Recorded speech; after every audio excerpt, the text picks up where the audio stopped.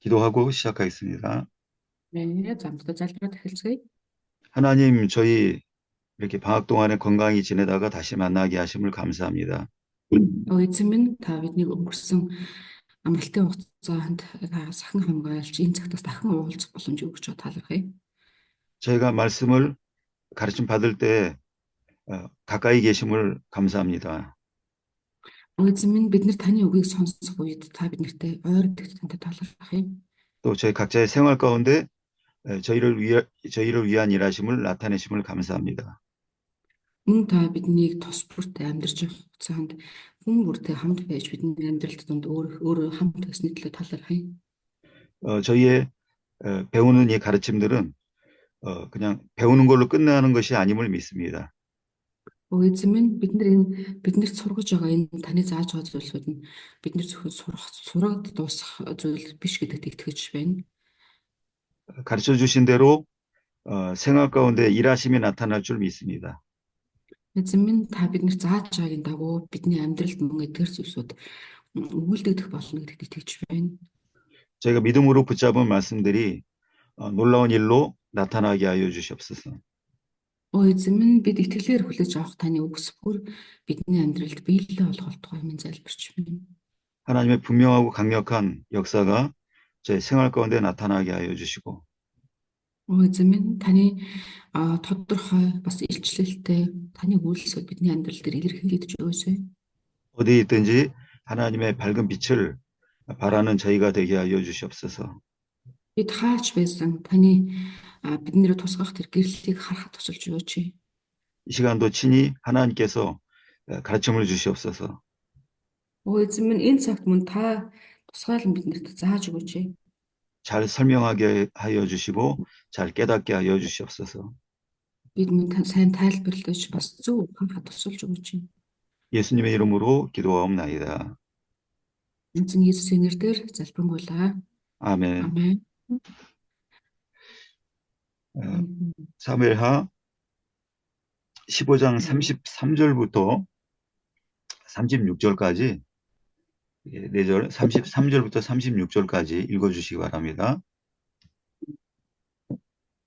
Дуу зүгээр байгаас саргихын хэрэгэнд гайгүй.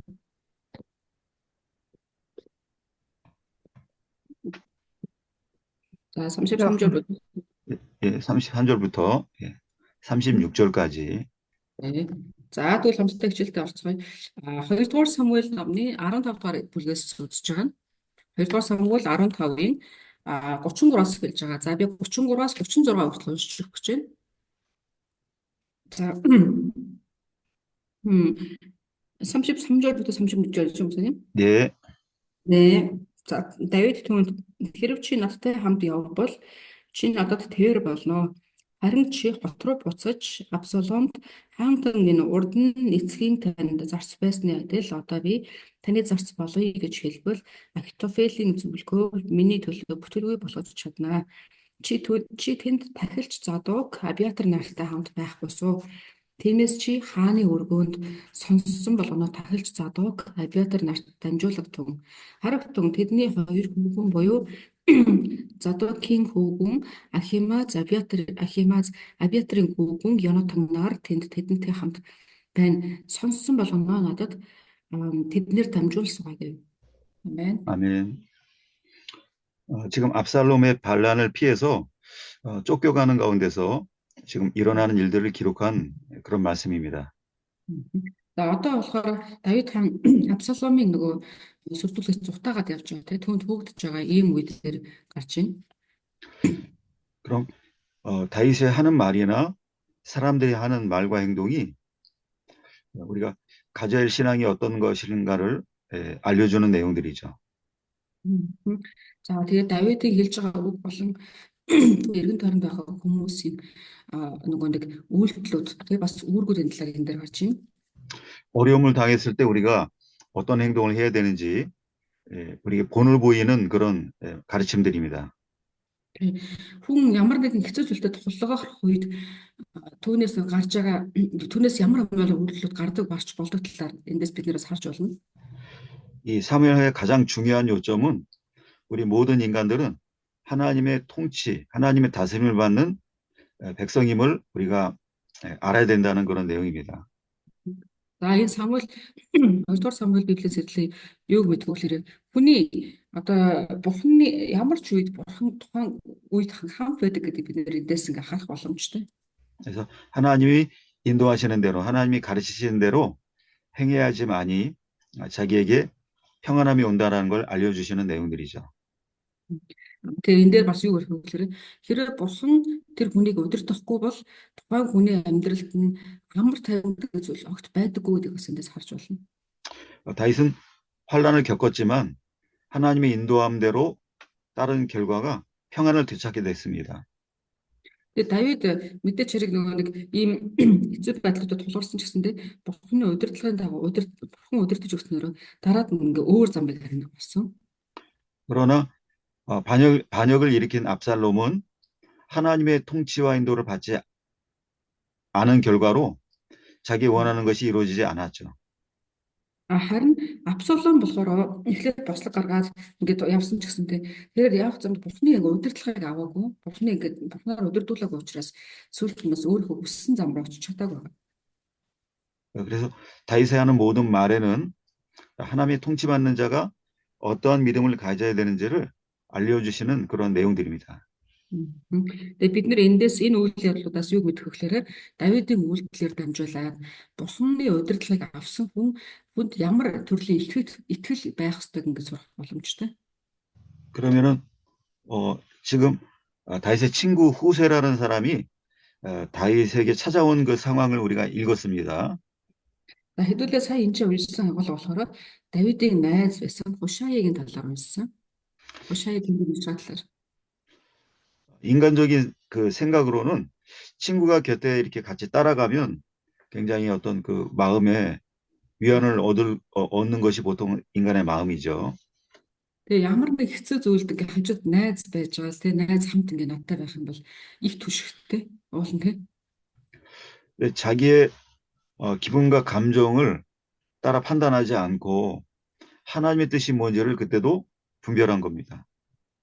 Тэгэхээр Давид харин яасан гэхээр найз нь хажууд нь байх үед ингээ тайлахыг сонгохоос илүүгээр энэ үйл явдлаар би Бурхан юу хүсэж байгаа гэдгийг илүү ингээд одоо бодож тунгааж үйлдэл гаргах талаар энэ дэр гарч байна. 그래서 자기를 따르지 않고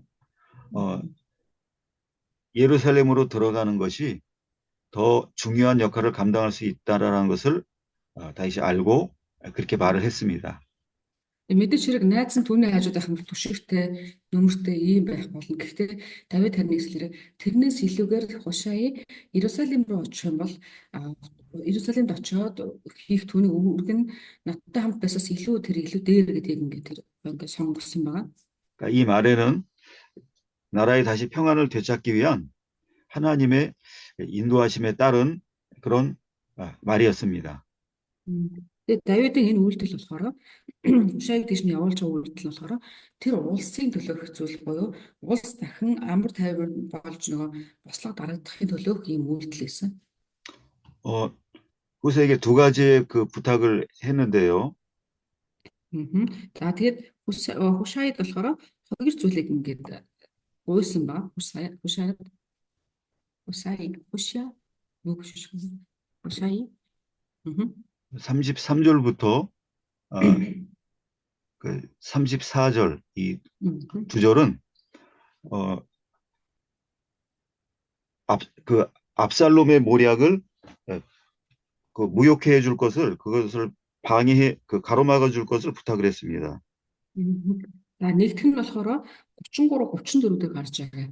Буюу Абсаломд ингээд зааж байгаа одоо тэр нөгөө зөвлөгч байгаа шүү дээ тийм ээ. Тэр зөвлөгчийн буюу түүний төлөвлөгөө түнд өгөх зөвлөгөөг нь буруутгуулж өгөөч, болиулж өгөөч гэсэн.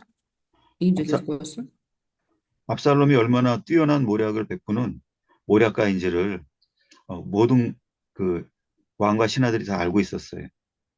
Тэгээ Абсалом ер нь бол маш ухаалаг юм хүүхэд байгаа. Тэгээ ухаалаг хүүгээс түүнийг ч гэсэн нэг бусад нөгөө одоо албатууд бүгд мэдж байгаа. 하나님께 받아서 말하는 것과 같은 그런 뛰어난 모략을 갖고 있는 뛰어난 지능을 갖고 있는 사람인 거죠. Тэгээ Абсалом ингээд үг хэлэх нь үнэхээр мэрэгэн үг хэлдэг. Тэгээ бараг ингээд бурхан ингээд зөвлөж байгаа юм шиг маш мэрэгэн үг хэлдэг. Ийм ухаалаг ийм хүү. 그래서 압살롬의 아이도벨, 말을 제가 이름을 잘못 말할 수 있겠는데, 음. 아이도벨이라는 네, 모사가, 아이들을 위해서요. 예, 네. 아이도벨이라는 모사가 모략을 제대로 베풀면은, 그러면은 굉장한 어려움이 올 거라는, 그 사실을 다시 알고 있었던 거죠. Тэгээ тийм одоо ухаалаг Абсаломд бас хэн байсан гэхээр Ахитофел гэж зөвлөгч бас байгаа. Тэгээ мэдээч хэрэг тэр хоёр нийлэх юм бол энэ одоо үйл босцсон байгаа үүмэн самнууд үнэхээр хэцүү байдалд орно гэдгийг Давид хаан мэдчихсэн.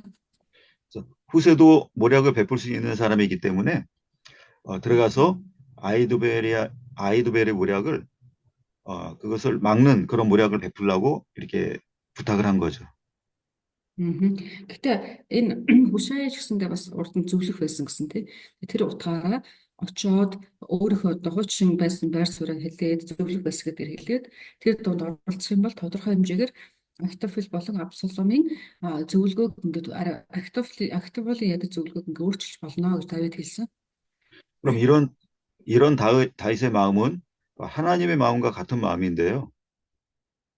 Тэгээ Давидын энэ одоо сэтгэлийг харах юм бол энэ бодлыг харах юм бол Бурхантай ингээд ижлэх нь тий Бурханы бодолтой ижлэх ингээд байгаа. 하나님께서는 인간이 자기 지혜, 자기 꾀로 악을 행하려고 할 때 하나님 그걸 막으시는 일을 하시는 겁니다. Мгм. Тэгээ бурхан бас яагаад ингэж хэлсэн гэхээр бурхан бас хүн хичнээн ухаантай байгаад тэ эсвэл ингээ хүчнээн уруу татгал ухаантай байсан ч гэсэн тэр хүн буруу зам руу орох гэх үед эсвэл буруу уруу татал руу орох гэх үед нь бурхан тухайн хүний заавал хэний нэг явуулж ингээ хамгаалдаг. 호세아 2장 5절부터 6절 말씀 보시면은요. 6장 5절부터 2장, 호세아 2장 5절부터 6절이요. 네, 읽어드릴까요? 아니요, 읽지는 않아도 됩니다. За, Хосея номны 2-ын 5-аас 6 дээр ийм агуулга байгаа. 거기에 성도가 잘못된 길을 갈 때 가시와 담으로 가는 길을 막으신다고 그랬어요. За, тэр Хосея номны 2-р бүлгийн 5-аас 6-ыг харах юм бол итгэгч нэгэн буруу зам руу явах үед нь бурхан түүнийг яадаг гэхээр ташуураар юм уу эсвэл өргөсөөр чамаагүй одоо зогсоодог гэж ийм агуулга байгаа. 또 눈을 어둡게 해서 자기가 가는 길을 찾지 못하게 하시는 경우도 있고요. Мөн яг тэгэхээр тухайн хүний нүдийг ингээ тий буруу харуулад ч юм уу нүдийг ингээ жоохон харанхуулуулад ч юм уу харж чадахгүй болгоод өөр замны өөрчлөлт өгч тохиолдлууд бас байдаг. 그래서 잘못된 길을 찾지 못하고 하나님이 원하시는 길로 이렇게 이끌어 내시는 인도해 내시는 그런 일을 하나님은 하시는 겁니다. Тэгээ бурхан яг тэгэхээр өөрийнхөө тухайн хүн буруу зам руу явах гэх үе нь заавал ингээд одоо замыг нь таглаж өөрийнхөө бүсэн зам руу буюу тухайн хүнд хэрэгтэй зам руу ингээд явуулж өгдөг. 그래서 아히도벨의 모략이 정확한 모략이라고 하면 후세의 모략은 거짓된 모략이 되겠죠. Тэгээ Ахитофелийн тухайн үед одоо энэ Абсаломын хувьд болохоор Ахитофелийн зөвлөгөө нь Абсаломын талын зөвлөгөө юм шиг зөвлөгөөрөө харагдана. Гэхдээ харин Хошия очоод хэлж байгаа тэр зөвлөгөөрөө болохоор чинь Ахитофелийн экстра зөвлөгөөрөө болно гэсэн үг шүү дээ, тий? 하나님께서는 거짓말을 하는 사람을 사용해서 악을 막으시는 일을 하시는 겁니다. Тэгээ бурхан буруу зүйлийг ингээ хаахын тулд хүний амнаар гарч байгаа үгүүдийг ялангуяа үнэнч бай бодол өгөөдийг ч гэсэн ашиглах тохиолдол байдаг. 하나님은 거짓말하는 것을 용납지 않으십니다. Ер нь бол гэхдээ бурхан өөрөө болохоор бодол хэлнэ гэдэг зүйлийг хүлээн зөвшөөрөхгүй тий. 근데 두 가지 경우에만 거짓말이 허용돼요. Гэхдээ яадаг гэхээр хоёр тохиолдолд яадаг түүнийг бас ингээ хүлээн одоо юу гэдэг тий хэрэглэх тохиолдол байдаг. 전쟁을 하는 데 있어서 그때만큼은 거짓말이 허용되는 것이고요. 전쟁. 네.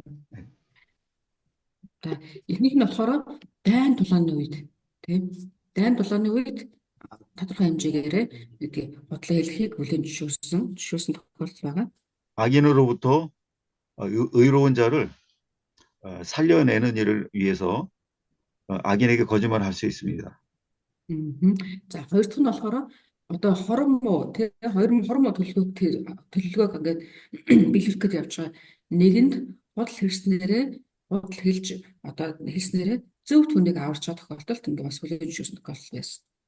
그래서 이 두 가지가 공통점으로 생명 살리는 일을 위해서 하나님은 거짓말을 허용하신 겁니다.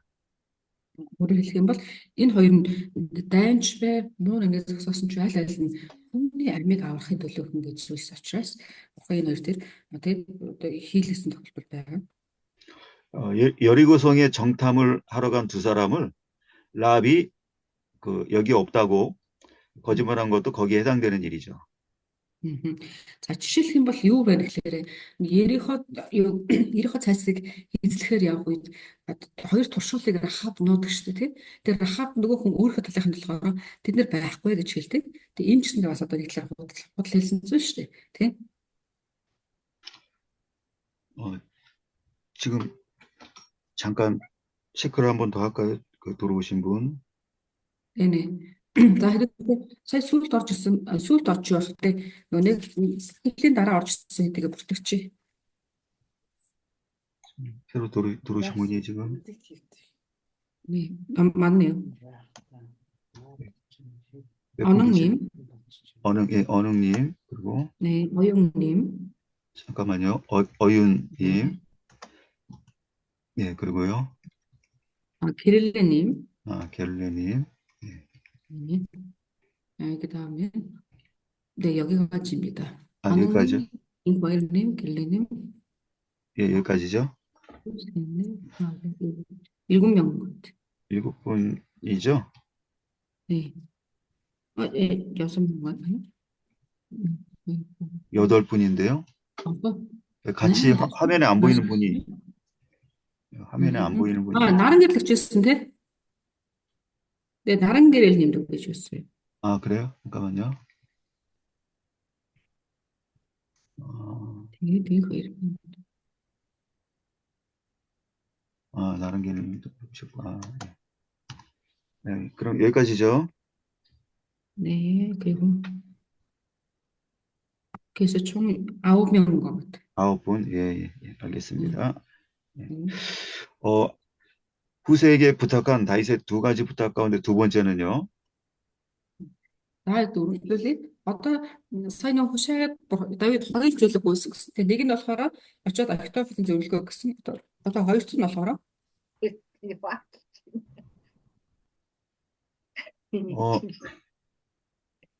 구절은 35절과 36절 두 절인데요. 네네. За тэр болохоор хоёр дахь Давидын гуйсан хоёр дахь гуйлт нь юу гэсэн гэхээр 35 36 дээр байж байгаа. 2-р Самуэль 15-ын 35 36 дээр байж байгаа. 그 압살롬에게서 뭔가의 어떤 그 소식을 알게 되면 어떤 사실을 알게 되면은 그것을 자기에게 전달해 달라는 부탁을 했습니다.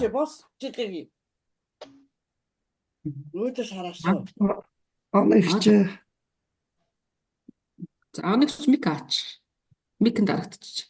За хоёр дахь асуулт хоёр дахь гуйлт нь юу байсан гэхээр Абсаломоос ямар нэгэн зүйл сонсох юм бол буюу Абсаломоос ямар нэгэн мэдээлэл авах юм бол тэрийг над руу дамжуулж өгөөч гэдэг гуйсан. 소식 전달은 전쟁에 있어서 굉장히 중요한 일입니다. Тэгээ одоо энэ бол нэг талаараа дайн болж байгаа үе шүү дээ, тий. Тэгээ дайн болж байгаа үед бол мэдээлэл өгнө, мэдээлэл дамжуулна гэдэг маш чухал ингээ үүрэг байгаа. 정확한 사실을 전달하고 못하고의 여부에 따라서 전쟁의 승리와 패배가 나눠집니다. Тэгээ тухайн мэдээлэл нь зөв мэдээлэл авч өгөө, буруу мэдээлэл авах уу гэдгээс шалтгаалаад дайнд ялах уу, ялагдах уу гэдэг зүйл нь шийдэгддэг. 이 소식 전달은 사람의 목숨을 살릴 수 있는 그런 굉장히 강력한 힘을 갖고 있는 일인 거예요. Тэгээ нэг утгаараа тийм учраас нэг талаар бол мэдээлэл дамжуулна гэдэг зүйл бол тэг чинь хүний аим аврагдах уу, үгүй юу гэдэг дээр ярьж байгаа гэсэн утгаа. 사마리아 성읍이 아람 나라에게 포위되어서 굉장히 그 굶주림에 있을 때가 있었습니다. 죄송해요. 혹시 다시 한번 네. 아, 다시 한번 말씀 주세요. 그게 열왕기 하에 있는 말씀인데요. 네네. 사마리아 성이 사마리아 네네네네. 성읍이 어, 아람 나라에 포위되어서 아하. 다 먹을 게 없는 그런 때가 있었죠. 음. 네. За тэгээд жишээлх юм бол ийм юм байж байгаа. Нүуний дайны үед мэдээлэл зөв дамжуулах, буруу дамжуулах чухал нь юу юм гэхээр хоёрдугаар хаад номон дээр нэг ийм агуулга байдаг. Самар хот ингээ бүр одоо Арамын цэргүүд бүрэн бүслэгдсэн ийм тохиолдол гарч байгаа. Тэгээд тэнцэнэ болохоор идэх юм юу ч байхгүй болсон. Ийм үе байсан. 예, 그때 Жишээ. 그때 문둥이들이 이 문둥병자들이 우연치 음. 않게 아람 군대가 다 물러간 것을 보게 됐습니다. Мгм. За тэрэн дээр яасан гэсэн чинь гинтхэн нөгөө нэг уян өвчтөнгүүд тий Арамын цэргүүдийн талаарх мэдээг ингээ авчиж өгсөн. 많은 먹을 양식과 물건들을 다 놓고 도망간 것을 본 거죠. Мгм. Тэгээд тэд нэр ямар мэдээг авчиж өгсөн гэхээр нэг Самарийнхан ямар мэдээг авчиж өгсөн гэхээр Арамын цэргүүд ингээ юу ч байхгүй, хинч байхгүй байна. Тэд нэр өөрсдийнхөө идэж уух бүх зүйлийг ингээ хаяад бүр цутаацсан байна гэсэн мэдээг авчиж өгсөн. 그때 그 문둥이들이 한 말이 우리가 이 소식을 전하지 않으면 하나님의 벌이 우리에게 있을 거다라고 말을 했죠. Мгм. Тэгээ тэр уйман өвчтөнгүүд яасан гэхээр эхлээд тэр хот руу очиод ингээ уйман өвчтөн хот руу очих болохгүй шүү дээ. Гэтэ очиод хэрвээ хэлэхгүй хэлье гэж нэг нь бодоод нөгөөт нь болохоор хэлэхгүй гэдгсэн чинь нөгөө хэлэхгүй гэсэн чинь тэгэхээр бид нар энэ мэдгийг хэлэхгүй бол дараад нь бурхны шийдэл биднэрт байр штэ гэдэг ингээ юмээс юм. 그 전한 소식에 의해서 모든 성읍 사람들이 굶주림에서 벗어나는 그런 일들이 있었던 겁니다. Тэгээ яасан гэхээр бид нэр очиж Самарын хотынд хэлснээрээ Самар хотын өлбөрч хөх байсан тэр аюулаас тэд нэр ингээ аврагдсан тохиолдол байгаа. 또 적군이 그 침략해 오는 것을 파수꾼이 보고 백성에게 빨리 알려야 백성을 살릴 수 있는 겁니다. Мөн дараад нь бас тэгдэг нөгөө нэг одоо цэргүүд хэрвээ дайснууд ирж байгаа тохиолдлыг харах юм бол тухайн гарч байгаа харуулын цэргүүд ч юм уу хурдан мэдээлэлжээж нөгөө ард түмний авардаг шүү дээ тий. 정확한 때에 알리느냐 알리지 않느냐의 그거에 따라서 그 성읍 사람들이 멸망하느냐 살아남느냐의 여부가 결정 나는 겁니다. Тэгээ ялангуяа нөгөө нэг жишээлбэл харуул зогсож байгаа хүмүүс гэхэд чинь мэдээг хэр хэмжээний хурдан дамжуулахаас шалтгаалаад яадаг гэхээр дайснуудын одоо эрэлт тий одоо тухайн ард түмнүүд нь аврагдах уу устгах уу гэдэг нь шийдэгддэг. Мэдээлэл гэдэг ийм чухал байгаа. 그 인간에게 들려지는 이 소식이나 소문은 바로 하나님이 우리에게 주시는 말씀을 뜻합니다. Тэгэхээр энэ одоо мэдээ гэдэг зүйл болохоор чинь яадаг гэхээр эцэстээ бурхан биднэрт ингээ хэлж байгаатай яг ижилхэн зүйлүүд бай тээ. Байгалийн зүйлсэн. 우리가 절망 가운데 살아남는 방법, 우리가 희망이로 가는 방법을 하나님 우리에게 말씀으로 알려주시는 거죠. Таман яагаад тэгэхээр энэ жишээлх юм бол бид нэр ингээд одоо юун дотроо бид нэр ямар ч ингээд юуг одоо найдваргүй ингээд амьдарч ирсэн тийм. Гэхдээ бурхан тэр дундаа ясгалыг найдвар болгож бидэнд өөр хөвгийг ингээд өгсөн байна. Энэ бас нэг мэдээ гэсэн үг юм. 우리가 알게 된 그 사실을 나만 알고 있으면 이것은 심각한 잘못이 되는 겁니다. За тэгээ бурхан биднэрт энэ найдварыг өгсөн. Гэхдээ энэ найдвар гэдэг зүйлийг зөвхөн биднэрт бусдад дамжуулахгүйгээр өөртөө л ингээд байлгаад арах юм бол энэ бас ингээд зохистой зүйл биш шүү. 모르는 많은 사람들에게 이것을 알려서 함께 생명길로 갈 수 있도록 우리가 전달할 책임이 있는 거죠. Бидний эргэн тойронд тэгээд бурхнаас өгөгддөг тэр найдварын мэдээг ингээд мэдэхгүй хүмүүс зөндөө байж байгаа. Тэгээд бид нэр харин түрүүлээ тэр мэдээг авсан гэх юм бол биднэрт тэр мэдээг чи дамжуулах хэрэгтэй гэсэн үүрэг давхар ирдэг гэдэг юм хэрэгтэй. 생명 살리기 위한 소식 전달은 이것이 이 땅에서 가장 아름다운 일을 하는 사람이라고 그렇게 성경은 말씀하고 있습니다. Тэгээд Библиэлд юу гэж яддаг гэхээр амийг аврахын төлөөх тэр ажил нь энэ дэлхийд ирэх хамгийн сайхан ажил шүү гэж бичигдсэн байна. 그래서 후세에게 소식을 전달하게 함으로써 위험한 일에 대비할 수 있도록 하기 위해서 다윗이 이 부탁을 한 겁니다. За тэгээд тэр нэг утгаараа Давид Хушайгаас гуйсан тийм ам аврахын төлөө чи тэр ингээд одоо очоод надад ингээд мэдээ дамжуулж өгөөч гэж хүссэн. 다윗이 후세에게 바라는 그 부탁한 그 마음은 하나님이 우리 모두에게 바라시는 마음인 거죠. Тэгээд нэг талаараа харах юм бол Давид Хушайд энэ бол ингээд чиний их зүйлсэн ам аврах зүйл шүү гэж хэлж ингээд дамжуулж гуйж байгаа энэ бүсэлт нь болохоор чинь бурхан бас биднээс хүсэж байгаа хүсэлттэй нэгжил байгаа. 그 다음 본문 37절입니다. За хэдлээ цааш нь явъя. 15-ын 37 гэж байна. 읽어볼까요? 예, 읽어주십시오. 네. За 37-д уншия. Тэгээд Давидын анд нөхөр Хушай хот руу буцав. Тэр үед Абсаломч Иерусалимд ирлээ. 아멘. 아멘. 후세가 예루살렘으로 들어갈 그때 압살롬도 예루살렘으로 들어갔습니다. Хушай Иерусалим руу буцсан тийм. Тэгээд буцах үед нь Абсаломч Иерусалимд ирсэн гэж байгаа. 압살롬은 그 나라의 수도, 그 나라의 그 수도를 차지함으로써 왕권을 자기가 갖게 되는 것이기 때문에 들어갔고, 압살롬은 아니 그 후세는 다윗의 분부를 따르기 위해서 들어간 거죠. Өөрөөр хэлэх юм бол тэр хот руу ингээд хоёр хүн орж байгаа шүү дээ тийм ээ. Одоо Хушай очиж байна, Абсалом очиж байна. Гэхдээ Абсалом болохоор чинь би ерөөдөө хаан болно гэсэн үүднээс очиж байгаа бол харин Хушай болохоор түүний хаан болохыг болиулна гэсэн юм зорилготой очиж байгаа гэсэн. Хоёр өөр зорилготой. 예루살렘으로 들어갔다라는 말의 의미는 우리가 인간이 평안으로 들어간다라는 의미가 있는 겁니다. За энэ Иерусалим руу ингээд ирлээ гэсэн тийм ээ зэрэгцүүлж хэлж байгаа энэ утга нь болохоор чинь Иерусалим гэдэг чинь угаасаа Бурхны хот шүү дээ тийм ээ. Тэр утгаараа амар тайван руу ирж байгаа гэсэн утга. 예루살렘이라는 그 지명의 뜻은 하나님 그분이 평안을 이루신다라는 뜻이죠. За тэгэхээр Иерусалим гэдэг утга нь болохоор чинь Бурхан тэр хүнд амар тайвныг өгнө гэсэн утгатай ийм агуулга байна. 우리 모든 인간들은 언제나 평안하게 지내기를 다 원하고 있습니다. Ер нь бүх хүн төрлөختөн амар тайван байхыг бүгд хүсдэг. 그러나 하나님이 허락하신 자에게만 평안이 주어지는 거예요. Гэхдээ харамсалтай нь амар тайван гэдэг зүйл бүх хүнд байдаггүй. Бурхан өөрөө хүссэн хүндээ амар тайвныг өгдөг гэсэн. 그럼 예루살렘이 어느 나라의 수도입니까? Иерусалим чи аль улсын нийслэл вэ? 이스라엘 나라의 수도이죠. Израилийн нийслэл шүү дээ тийм ээ. 그럼 이스라엘의 뜻이 무엇일까요? Тэгвэл Израиль гэдэг нэрний утга юу вэ? 하나님의 통치를 받는 하나님의 통치를 받는 나라라는 뜻이 있는 그 이름입니다. Израиль гэдэг нэрний утга болохоор чинь Бурхны удирдлагыг авсан улс гэсэн утгатай гэнэ. 진정으로 하나님의 통치를 받는 가운데 있다면 우리의 심령은 더 평안으로 들어가게 되는 것입니다.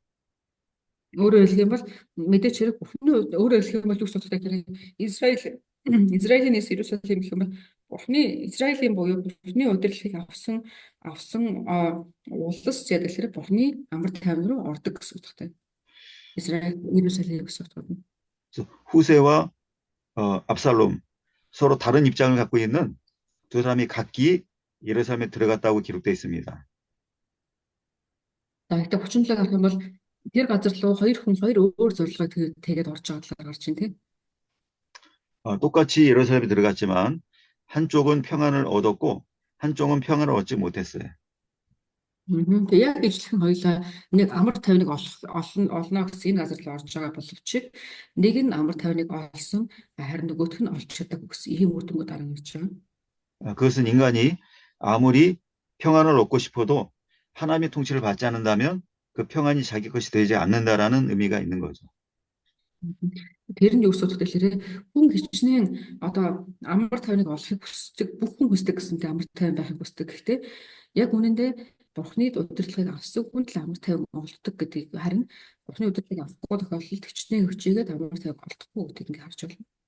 우리가 성경 구절 가운데서 평안이 내게 상관이 있느냐 이런 그 표현, 이런 그 구절이 있습니다. За Библийн ишлэл донд харах юм бол амар тайван гэдэг зүйл чамд ер нь хамаатай юм уу, хамааралгүй юм уу гэдэг талаар ишлүүд байдаг. 그것은 하나님 앞에 악을 행하는 너에게는 평안이 아무 상관이 없다라는 그 경고의 내용이죠. Тэгээ ялангуяа ийм нутагт амар тайван чамд ер нь хамаарал ямар хамаатай юм бэ гэсэн ийм агуулга бас байгаа. Тэрний өсвөр төлөөр яагаад тэгэхээр чи Бурхны удирдлага авдаггүй юм чинь чамд амар тайван угаасаа байхгүй шүү дээ гэсэн ийм анхааруулгын мэдээлэл анхааруулга агуулгатай байдаг. 하나님은 우리 모든 인간들이 다 평안을 누리기를 원하십니다. Тэгээ бурхан болохоор харин гэхдээ яг тэгэхээр бүх хүн төрлөختөн амар тайвныг ингээд аваасаа амар тайван байгаасаа гэдэг хүсдэг бурхан. 그래서 평안 주실 목적으로 말씀을 우리에게 들려주시는 거예요. Тийм учраас яг тэгэхээр бурхан бүхэнд амар тайвныг хүсдэг учраас амар тайвныг өгөх зорилгоор хүмүүст ингээд үгээ өгдөг. 하나님의 모든 말씀은 우리에게 평안을 주기 위한 말씀들입니다. Тэгээ бурханы биднэрт өгч байгаа бүх үг биднэрт тэг амар тайвныг өгөхийн төлөө ингээд үг өгнөд байдаг. 요한복음 16장 33절 누가 한번 읽어 주십시오. За 16-р 33-절. Иохан номны 16-гийн 33-ыг та дэс мань хэн нэг нь уншиж өгөөрэй. Иохан 16-гийн 33.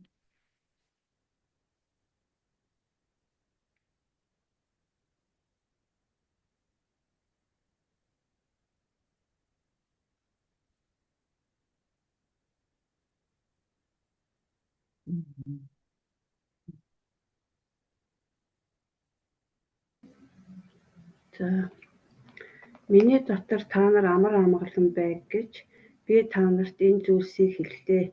ертөнцид та нар зовлонтой байна. Гэвч зоригтой байх тун би ертөнцийг ялсан гэж айлдлаа. 아멘. 평안이 없을 것 같은 그런 환란의 상황에서도 하나님 우리에게 평안을 주신다라는 거죠. Бид нэр энэ дээр харах юм бол бурхан тэгсэн те угаасаа зовлонтой байх болно. Амар тайван биш юм шиг тийм зовлон доо амьдрах болно. Гэхдээ бурхан тэр донд ч гэсэндээ амар тайвныг өгнө гэж ингээ хэлсэн. 주신 말씀을 마음에 굳게 붙잡고 말씀의 가르침만 따른다면 우리에게 주어진 평안은 그 무엇 때문에 누구에게도 그 뺏기지 않는 평안이 되는 겁니다. Тэгээд бид яаж зовлонтой тохиолдолд ч гэсэндээ амар тайван байх вэ гэхээр бурхан үгүй амар тайван байлгахад бол өгөө өгж байгаа. Харин өгж байгаа тэр үгийг нь бид нэр сэтгэлдээ бат зуураад тэр үгийн дагуу амьдрах үед бурхан тэр амьдрах үед бурханы өгсөн тэр амар тайвныг ямар ч тохиолдолд хинч булааж авахгүй гэж. 세상의 모든 죄악을 또 죄악의 공격을 이겨내는 평안을 하나님이 주신다라는 거죠. Өөрөөр хэлбэл бас энэ дээр зоригтой бай гэсэн тийм. Энэ дэлхий дээр зөндөө олон зүйлсүүд яан төрөл бүрийн гэмүүд төрөл бүрийн уруу татлагад бид нарыг ингээд уруу татна. Гэхдээ бид нарыг тэр бүхнээс айхгүй зоригтой байгна гэж хэлсэн. 예수께서 부활하신 다음에 제자들 가운데 나타나실 때마다 너희가 평안하냐라고 물어보셨습니다. Эзэн Есүс бас амьсныхаа дараа өөрийнхөө шавнырыг хайж ирэхдээ тэгж хэлдэг тийм. Амар тайван танарт байх болтугай. амар тайван байна уу гэж ингээ асуудаг. 그것은 말씀 받은 자에게 반드시 평안이 이루어지는데 너희가 그 평안을 누리고 있느냐라고 물어보시는 거죠. Энэ ямар утгатай хэлсэглээрээ угаасаа эзнээ эзнээс өгөгдөж байгаа үгийг авсан хүн амар тайван байх нь тодорхой. Гэхдээ үг нь өгөгдөж байгаа боловч та нар тэр амар тайвныг авалт эдэлж чадж гинэ гэсэн асуулт. 우리가 성도들에게 언제나 평안한지를 우리가 알아보고 이렇게 확인하는 일을 합니다. Тэгээ хэдүүлээ ч гэсэндээ бас ингээд та нар маань ч гэсэн өөрсдөө хонь сүргүүд буюу одоо хондууд дээр ингээд шүү дээ тийм тэр хүн амар тайван байгаа эсэхийг бас ингээд бид нэр асуудаг тийм. 그것은 성도들이 말씀을 잘 받아들이고 있는지를 확인하는 것과 똑같은 의미인 거죠. Нэг талаараа энэ юу асуудал вэ? Тэр тухайн одоо итгэгч нар маань эзний үгийг хүлээж авч гэнэ үү? Эзний үгтэй хамт байна уу гэж асууж байгаа яг ижлэн. зүйл байна. Үг байх юм бол амар тайван байна. 참된 평화는 말씀을 믿음으로 받는 자에게 주어지는 것이지 사람의 노력으로 얻는 게 아닙니다. Тэгээд нэг утгаараа амар тайван гэдэг зүйл бол эзэн бурхнаас ирдэг зүйл буюу үгээр дамжуулаад өгдөг зүйл байгаа. Харин хүн өөрөө хичээгээд олдог зүйл биш шүү. 이제 16장으로 넘어갑니다. За хэвэл одоо 2-р Самуэль 16-р бүлгээр орох гэж байна. 16장의 그 교훈, 그 핵심적인 교훈은요. 하나님의 통치를 받지 않는 자의 악행, 이것이 핵심 교훈입니다. За энэ 16-р бүлгийн 16-р бүлгийг харахад 16-р бүлгийн одоо гол сургамж нь юу гэхээр бурхнаас удирдлагыг авахгүй хүн ямар буруу зүйлийг хийх болдог талаар бид нэр харах болно эндээс. 하나님의 통치를 받지 않는 자가 얼마나 악한 행동을 하는지를 이제 앞으로 우리가 읽는 구절이 그것을 우리에게 보여줄 겁니다. Одоо хэдэл унших үед ингээ харагдана. Энэ удирдлаггүй хүмүүс яаж ингэ буруу ашиглахыг харах болно. 먼저 그 첫 번째 대지는요. 첫 번째 그 단락은 이제 번호를 매겨서 제가 불러드리겠습니다. 1번 다윗을 맞이한 두 악인. 맞이한 두 악인. 네, 두 악인. За хэдүүлээ сэдвүүдийн дээд сэдвүүдийг би хэлж байгаа. За нэгдүгээр дээд сэдв болохоор Давид руу ирж байгаа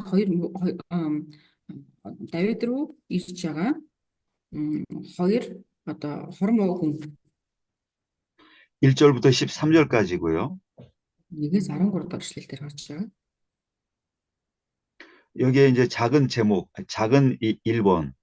지금 방금은 큰 1번이고 여기 또 작은 1번이 그 다음에 이제 이어집니다. 작은 1번. 네.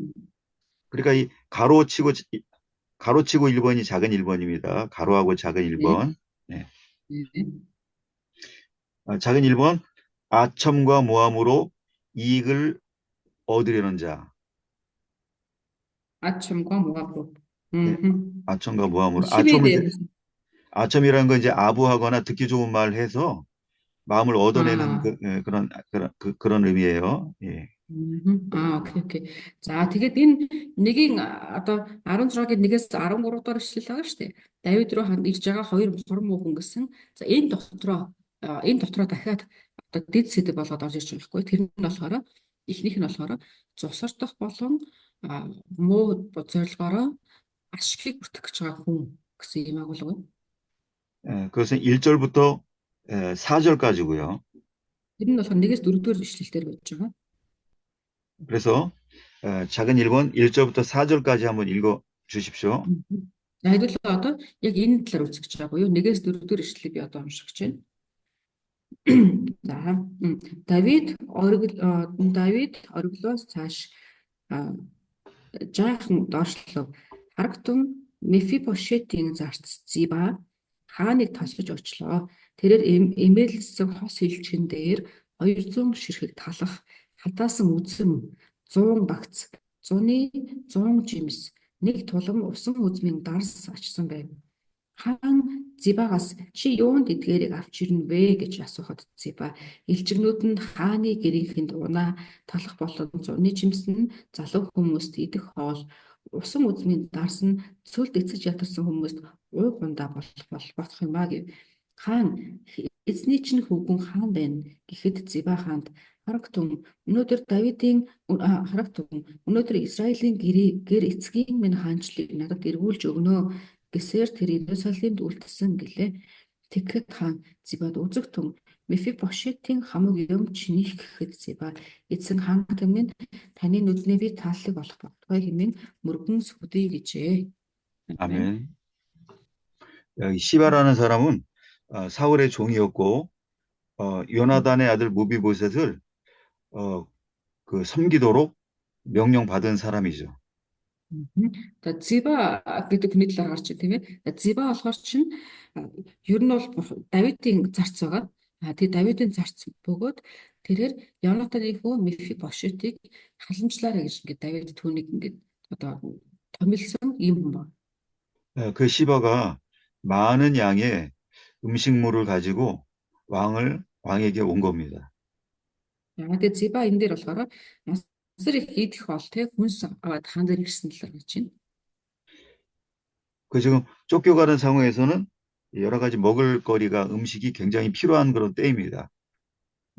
Тэгээ одоо Давидын хувьд болохоор Давид ба түүний зэргүүдийн хувьд болохоор чинь хөөгдөж байгаа ийм үе учраас идэх хоол гэдэг зүйл маш чухал одоо юу шүү дээ тийм ээ маш чухал байгаа.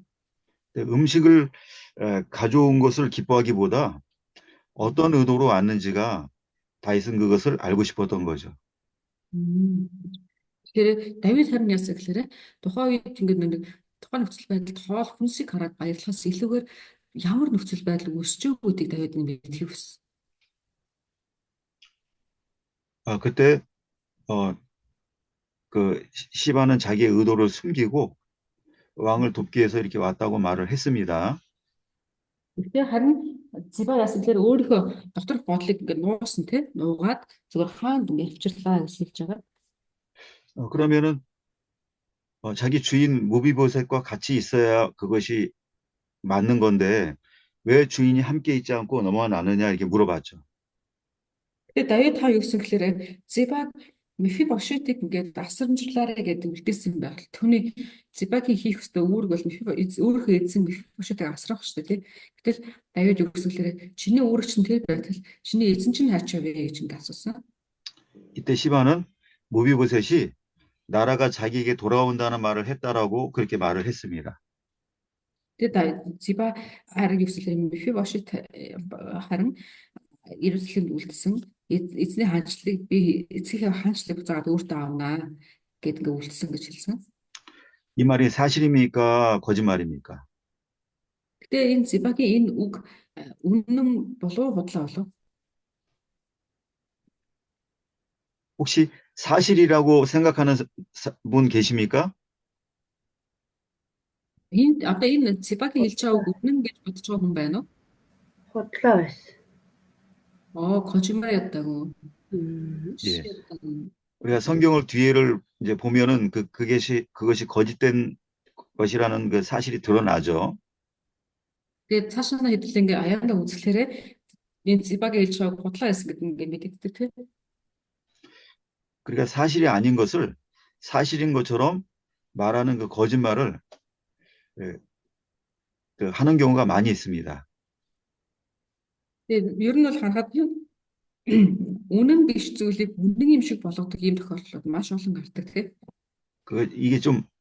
이게 어려운 말이어서 제가 망설였는데 모함이라는 말이 한국말이 있는데 그러니까 어떤 사람을 나쁘게 말을 해서 그 사람을 잘못 생각하게 만드는 그 거짓말을 하는 경우가 많이 있단 말이죠. 모함이요? 그걸 이제 우리 한국말로 모함이라고 하는데 남을 나쁘게 말을 하는 것을 가리키는 겁니다.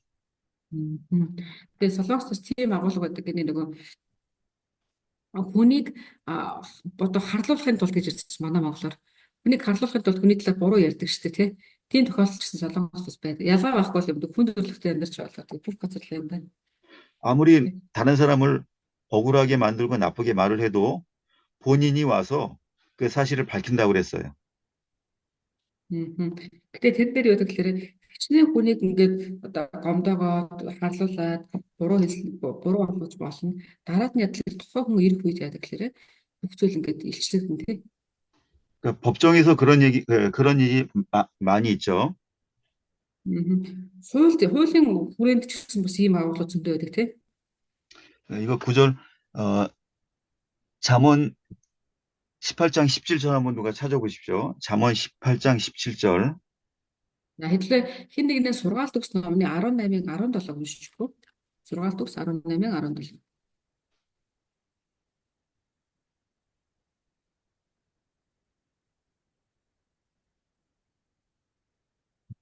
Сургаалт өгс 18-ын 17.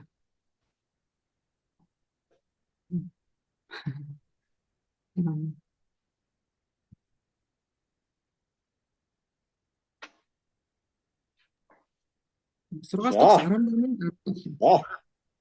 Хөршин шалгахаас нааш хэрэг явдлаа төрүүлж гэлсэн хүний зүг байдаг. 아멘. 그러니까 고발한 사람이 아무리 나쁘게 말을 했어도 고발 당한 사람이 와서 말을 할 때 그것이 사실이 드러난다는 그런 뜻이죠. Төрүүлээд ингээд хэлж байгаа хүн те угаасаа зөв юм шиг харагдана. Дараад нь тэр хүний зөв гэсэн байдал нь үнэн илэрх үе хүртэл хэлнэг үргэлжлэнэ. Тэ. Дараад нь нөгөө өөр үнэн хүн хүрчээд үнэ хэлэхэд буруу ингээд бэлтгэлэгдэнэ гэсэн үг тийм. 아, 이것은 사실이 다르게 다른 사람을 고발하는 일이 이 세상 가운데 많이 있다라는 겁니다. За эндээс бид нэр бас бусдын талаар хэн нэгэн хүн бусдыг буруутгаж ярьдаг ийм тохиолдлууд энэ дэлхий дээр маш олон байдаг гэдгийг мэдэж болно. 그럼 무슨 이유로 자기 주인 무비보셋을 이렇게 나쁘게 말을 했을까요? Тэгвэл Зиба энэ удаад ямар шалтгаанаар өөрийнхөө эзэн тэр Мефибошетийг харлуулсан бэ? 이익을 탐을 내서 많은 재물을 얻기 위해서 그렇게 한 거죠. Тэгээ энэ өрдөө энгийн өрдөө л нэг эд хөрөнгийг нь авах төлөө ингэ байж байгаа тийм. 자기가 갖고 있던 땅이나 재산을 무비보셋에게 이렇게 다 빼앗긴 것 같은 그런 일이 자기에게 일어나는데요. Тэгээ Зиба яагаад тэгэхээр урд нь нөгөө нэг түүний нэрэн дээр байсан тэр газар болон эд хөрөнгүүд нь дараад нь Мефибошетод ингэ булаагдсан юм шиг тийм мэдрэмжийг ингэ аваадсан учраас урд нь авсан. 나라가 혼란한 틈을 타서 그것을 자기가 다시 되찾고 다윗이 전쟁에서 죽으면은 그걸로 끝날 걸로 생각을 한 겁니다. За тэгээ тэрэн дээр болохоор одоо улс гэхдээ Зибад юу гэж бодсон гэхээр улс нь одоо эмх замбраагүй байна. Давид хаан ингэж болж өгчих юм бол тэр чигээр үлдэх учраас эртхэн зөөр одоо өөрийнхөө эртхэн тэр эд хөрөнгүүдийг өөр дөр авчиг гэсэн ийм бодол ингэ байна. 왕이 이번 전쟁에서 살아 돌아오면 자기 주인을 만나면 모든 것이 사실이 드러날 거 아닙니까? Гэтэ яг үнэндээ бол Давид хаан хэрэг өвхгүйгээр буцаад хүч ирээд Мефибошеттэй уулзсан бол Зибагийн үйлдэлд худлаа гэдэг нь угаасаа илэрнэ шүү дээ тийм. 그럼 이런 일을 전혀 하지 않겠죠. Гэтэ Зиба болохоор тэрийг ингэ тооцоолоогүй байгаа. 다윗이 이번에 이제 피난 가면 전쟁에 죽을 걸로 알았기 때문에 이 일을 여기 그 시바가 한 거죠. Тэгээд Зибагийн тооцоогоор болох чинь яг яалж яахгүй Давид хаан ингэж явж байгаад өхнө гэсэн тооцоотой байсан. 이걸 보면 시바는 어떤 사람인지 우리가 알 수 있을까요? Эндээс хэдүүлээ Зибагийн талаар ингэ бодож үзэх юм бол тэр ямар хүн байсан бэ? 하나님의 인도를 받지 않는 사람이고 그렇기 때문에 예. 네, 말씀하세요. 예, 하나님의 인도를 받지 않기 때문에 미래에 일어날 일을 전혀 분별하지 못했다는 것을 우리가 알 수 있는 거죠. Нэг талаараа Давид Зиба болохоор яасан л тийм. Тэр ямар хүн бэ гэдгийг мэддэж болох гэхээр тэр бурхны урилгыг мэддэггүй хүн байна. Бурхантай хамт байгаа хүн ямар болох вэ гэдгийг ч ойлгодоггүй тийм хүн байсныг харж болно. 사울 왕에게 제사장들을 고발해 가지고 제사장들을 억울하게 죽게 만든 사람이 도액이라는 사람이 있습니다. Доёг. Доёг гэд бас нэг хүн байгаа шүү дээ тийм ээ. Урд нь нөгөө нэг яжсэлээ Давид хаан зүгтаагаад эд хоол өгөөч гэж гуйхад ингээд хоол өгдөг дахилч нарыг Саул хаанд хилээд халуулсан гэх тэр хүн байна. 사무엘상 22장 9절부터 10절 가운데 그 내용이 있습니다. Энэ болохоор 1-р Самуэль 22:9-10 дээр гарч байгаа ийм үйл явдал байгаа. 그 사울에게 고발한 그 일 때문에 많은 제사장들이 그 사울에게 죽는 그런 일이 생긴 겁니다. Тэр доёг яасан гэхээр Давидыг тэднэр тусалсан гэдэг нөгөө дахилч нарыг Саул хаанд хэлээд бүгдийг ингээ алуулсан ийм хурал гарч ирсэн. 그럼 그 도액도 왜 그런 일을 했을까요? Тэр доёг яагаад тэгэж ингээ Саул хаанд тэрийг хэлж дахилчдыг алуулсан бэ? Алуулсан гэж бодож байна.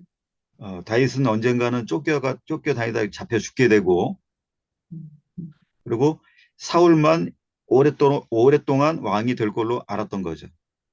Энд хоёрын гол санаа юу гэсэн гэхээр за Давид хаан Давид угаасаа ингэж одоо цогтож байгаа юм чи тэр угаасаа алуулж таараа эцсийн дүндээ үлдэх хүн нь Саул байх гэж ингэж таамагласан учраас Саулын Саул талс шиг хүссэн байна.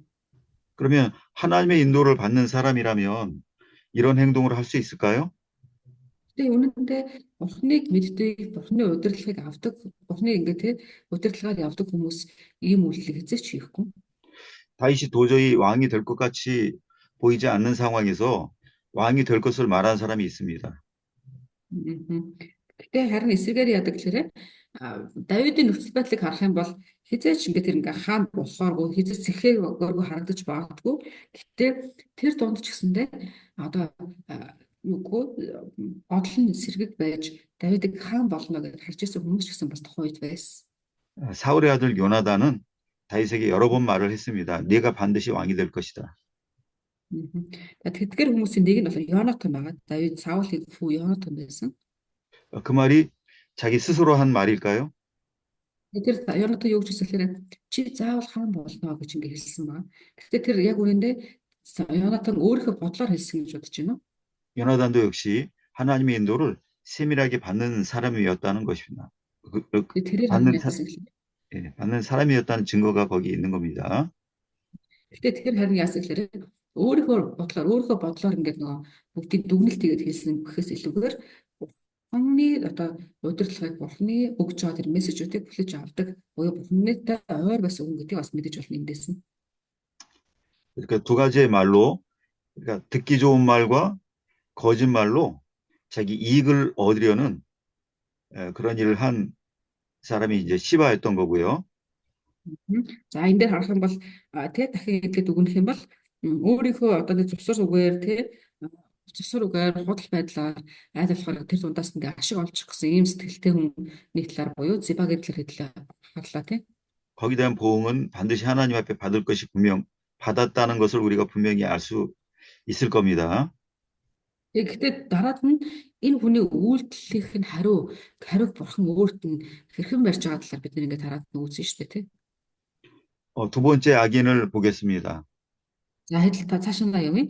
За хоёр дахь одоо нэг Давид руу ирсэн хорон хоёр хүний талаар үзэж байгаа. Тэгээ нэгийг хэн Зиба гэсэн бол нөгөөх нь юм байсан гэхээр 왕을 저주하며 모욕하는 자. За нөгөөх нь болохоор хааныг харааж түүний доромжилсан нэгэн гэж. 이게 작은 2번입니다. 작은 2번 왕을 저주하며 모욕하는 자. За энэ ахиж одоо нэг хоёр дахь жижигхэн дэд бол явж байна тийм. Хоёр харамссан хоёрын нэгт хоёр дахь нь явж байгаа. Нэг доромжилсан бас хараасан нэг 5절부터 13절까지입니다. За энэ болохоор 5-аас 13 дугаар ишлэл хүртэл байна.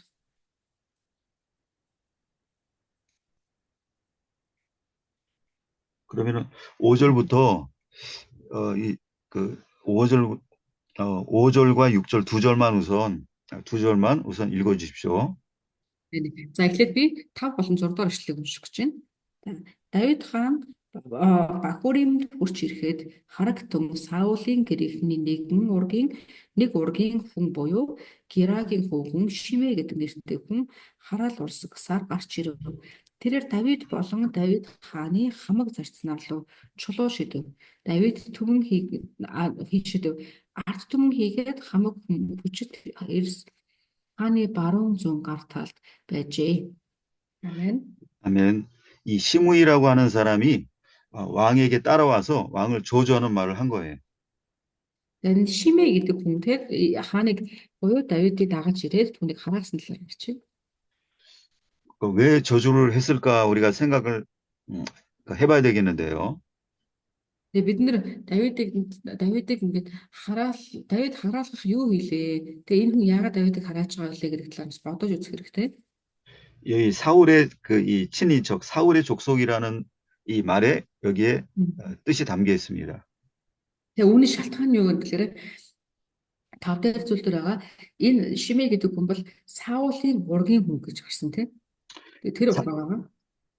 사울이 왕이었을 때는 왕의 친척이기 때문에 얼마나 그 권세가 얼마나 자부심이 대단했겠습니까?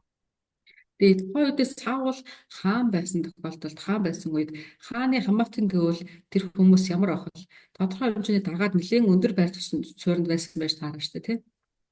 근데 왕이 죽고 나니까 그 자기가 누리던 그 권세나 그 가졌던 자부심을 그것을 다 잃어버리게 된 거죠. Гэхдээ харин ясалэр хаан одоо хаан суудлаасаа буух үед хааны манайхаар нам шиг л юм да тий хаан суудлаасаа буух үед хааны уургийнхан бүгдээрээ дагаад ингээд тухайн байр суурь авагдаж байгаа тий. 그럼 사울이 죽은 거하고 다윗하고 무슨 관계가 있어서 이렇게 할까요? Тэгвэл одоо Саул хааныг Давид жалаагүй шүү дээ эсэм дээрээ. Гэхдээ тэгвэл Саулыг өгсөн Давидтай ямар холбоотой болоод энэ хүн ингэж юм бэ? 그것은 사울이 죽은 것이 다윗 때문에 다윗이 무언가에 어떤 그 모략을 베풀어서 사울이 죽은 걸로 그렇게 생각을 했던 거죠. Гэтэ энэ болохоор буруу ойлгосон байгаа даа тий. Саулын өгүүлд Давид заавал буруутай гэж буруу ойлгосон юм шиг байна. 그렇게 오해할 만한 이유는 너무 다윗이 미움을 받았기 때문에 그렇게 할 거라고 생각을 할 만한 그런 상황이죠. Тэг хүний талаар ч буруу бодох тохиолдол байдаг. Тэр нь тодорхой хэмжээ ялангуяа энэ шимээ болохоор ч тэр хэмжээгээр Давидыг үзий яддаг тий. Таалдаггүй хүн учраас Давид л тэгээд гэдэг шиг ингэж нэг Давидыг алсан байх гэж ингэж хүлээж авч байгаа ийм хүн байна тий. 대다수의 국민들이 반드시 다윗이 사울에 대해서 원한을 품고 미워했을 거라고 생각을 그때 했었습니다. Тэгээ ер нь бол тухайн үед нэлээд хэлсэн хэсэг хүмүүс Давид л ингэсэн гэж ингэ бодож ирсэн байна. 근데 실제로 다윗은 사울을 미워하지 않았죠. Гэтэ яг үнэндээ Давид яасан бэлээ Саул хааныг бол тэр үзэн ядаагүй гэсэн. 그러면 다윗이 왜 사울을 미워하지 않았는지 그 이유를 아십니까? Тэгвэл Давид гэхдээ яагаад Саул хааныг ингээд Саул хаанд муу санаж Саул хааныг үзэн ядаагүй юуг шалтгааныг мэдэх вэ? 그 이유가 무엇인지 생각나는 분 계시면 혹시 말씀해 주시겠습니까? Тэр талаар тэр шалтгаан Давид яагаад Саулыг ингээд үзэн ядаагүй талаар шалтгааны талаар мэдж байгаа юм байвал та нар гараа өргөөд хариулж өгөх үү?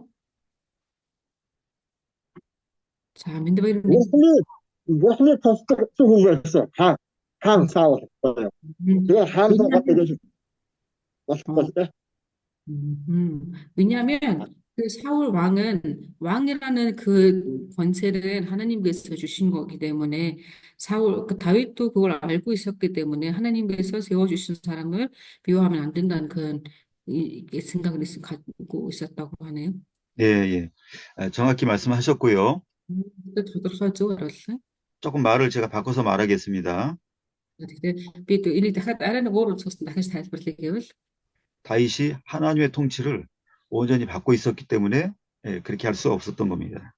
тэгээд бас нөгөө талаараа нэг талаараа мэндэ хан зөв нөгөө талаараа харах юм бол Давид өөрөө бурхнаас өгөгддөг тэр удирдлага бурхны тэр удирдамжийг авч ирсэн нэгэн учраас энэ нь бол угаасаа бурхнаас ирж байгаа зүйлүүд мэдчихсэн учраас хүн рүү буруу өгөх ямар шалтгаан байгаа. 사울도 역시 하나님의 통치 안에 있었다라는 것을 알고 있었던 거죠. Тэгээ яг одоо юу гэдгийг Саулын тэр үйлдэлүүд ч гэсэндээ энэ дунд ч гэсэн бурхны таал байгаа гэдэг Давид мэдчихсэн гэсэн. 사울 왕은 하나님의 통치를 온전히 받지 못했기 때문에 결국 왕위를 뺏겼습니다. Гэтэ яг ингээд Саул хаан өөрөө эхлээд бурхны удирдлагаар хаан болсон ч гэсэндээ сүүлд нь тэр бурхны удирдлагаа хийх бурхнаас өгж байгаа мессежүүдийг хүлээн тоогоогүй шүү дээ тийм. Тэрнээс болоод дараад ингээд сүрсэн байна. 근데 다윗은 평생에 끝까지 하나님 통치받는 자리를 떠나지 않았던 거죠. Гэхдээ Давидын хувьд харах юм бол ямар ч тогтолцоолд орсон бэ? Эцэг хүртлээр бурхан энэ донд бурханы таалал заавал байгаа гэдэг энэ бурханы удирдамжийг хайж ирсэн гэсэн. 그래서 여기에 담겨 있는 변하지 않는 진리는 하나님의 통치를 받는 자만이 다른 사람을 통치할 수 있다라는 진리가 여기 담겨 있는 겁니다. За тэгэхээр энэ дээр харах юм бол бурханы удирдлагыг авдаг хүн нэгэн харах юм бурханы удирдлагыг авсан бурханы удирдлагаар явдаг нэгэн гэхлээр бусдыг ч гэсэндээ түүний дагуу хардаг гэдгийг харж байна. 근데 시므이는 그것을 알지 못했다는 것은 시므이는 하나님 통치를 받고 있지 않는 악인이라는 것을 이게 알게 하시는 것이죠. Гэхдээ харин энэ дээр гарч байгаа агуулга дээр гарч Шимейн талаар хэдүүлээ харах юм бол Шимей тийм бүхний одоо бурхан удирдах байгаа, бүхний таалал байгаа гэсэн энэ зүйлийг одоо огт анхаардаггүй хүн байгаа гэдгийг харж байна тийм. 잠깐 쉬었다 하겠습니다. 10분 쉬었다 하겠습니다. Хэдүүлээ түр амарч ягаад 10 минутын дараа буцаж. 목사님 다이아글님 들어오셨고요. 아, 잠깐만요. 네. 바이갈, 예, 알겠습니다. 그 10분 뒤에. 아하. 10 минутын дараа уулзцгаая.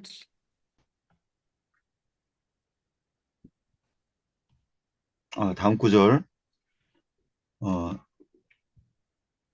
7절부터 10절, 7절부터 9절까지, 7절부터 9절까지, 7, 8, 9, 9절까지 읽어주십시오. 네. За би одоо 2-р Самуэль 16-гийн 7-оос 9-ийг унших гэж байна. Шимей зайл цус урсгалт үл бүт цус урсгадаг үл бүтэх хүн ши тонил эзэн Саулын гэрийн урсан бүх цусыг түүний оронд хаан болсон чам дээр буцаан буулгаж чиний хөвгүн Абсаломын гарт хаанчлалыг чинь эзэн шилжүүлсэн харагтун чи цус урсгагч учир чи өөрийгөө бузар мууд ороогдлоо гэж харав. Сириагийн хүү Абишай хаан энэ өгсөн нохой яахлаарэ миний эзэн хааныг хараадаг билээ. Очиж түүний толгойг тасдахыг надад зөвшөөрөөч гэсэнд. 아멘. 아멘. 이게 시므이의 한 말은 전혀 사실이 아닌 말을 지금 하는 겁니다. Шимей 지금 одоо Шимей одоо яаж чинь гэхээр ерөөсөө тийм үнэн биш зүйлийн талаар ингэ хэлж байгаа тийм. 다윗이 마치 사울을 죽인 것처럼 그렇게 말을 하는 거죠. Энэ дээр юу гэж хэлэхээр Давид ерөөсөө Саулыг алсан гэж ингэж ярьж байгаа. Гэтэ ерөөсөө тийм болоогүй. 근데 그 말이 사실이냐 사실이 아니냐를 따지기 이전에 왕에 대해서 이렇게 비판적으로 말하는 것은 큰 죄가 되는 거죠. Гэтэ нөгөө нэг Шимей ясалээ тэрийг үнэн бодлоо юу гэдгийг нэг мэдэхгүй одоо нэгтлахаас өмнө ерөөсөө угаасаа ийм болсон юм чинь гэдэг ингээд дураараа ярьж байгаа тийм. Гэтэ энэ эцэстээ өөрийнхөө толгой дээр ингээд асуудлыг авчирч байгаа хэрэг байна. 그것은 어느 나라에나 이건 용납될 수 없는 그런 죄가 되는 것입니다. Энэ болохоор чинь ганцхан энд гэхгүй ямар ч нөгөө айл ч улсад байсан гэсэн одоо дараад нь асуудал үүсгэн штэ тэр төрийн тэргүүний өөдөөс төрийн тэргүү болог багт нь янз бүрийн яриад ингээ эхлэх чинь асуудал үүснэ дараа. 그리고 성경에서도 하나님은 왕을 하나님을 대하는 것처럼 그렇게 동일하게 대할 것을 말씀하고 계셔요.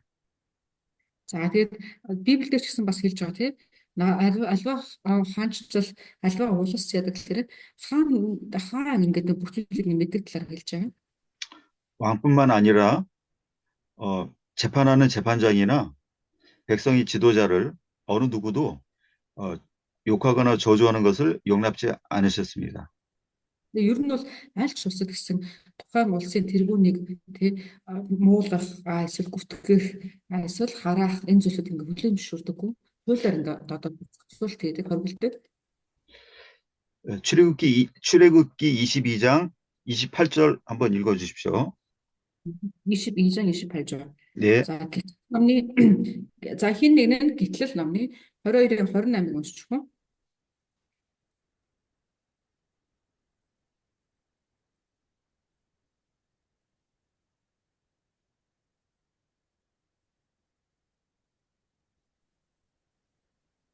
Ороо 2-ыг 28 гэсэн.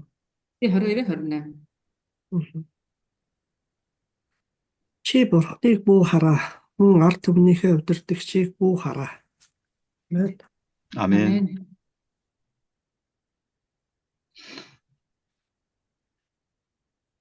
재판장이나 지도자를 욕하는 것은 그것은 하나님께 대한 범죄라고 이렇게 말씀을 하고 계시는 거죠.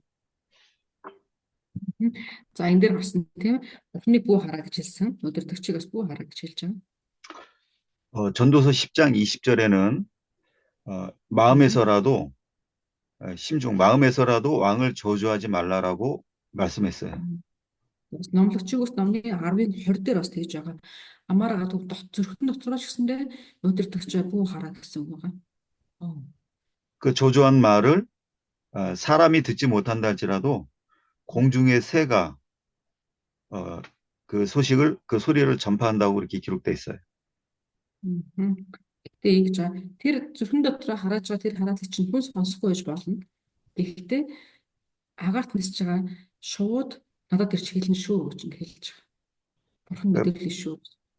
마음에 품은 그 악감을 하나님이 반드시 언젠가는 드러나게 하신다는 의미가 있는 거죠.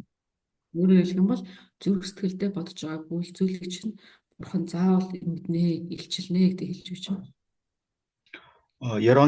열왕기상 21장 10절에 거기 나봇을 죽인 일이 나옵니다. За нэгдүгээр хаад 21-ийн 10-ыг харах юм бол энэ дээр бас нэгэн одоо агуулга гарч байгаа.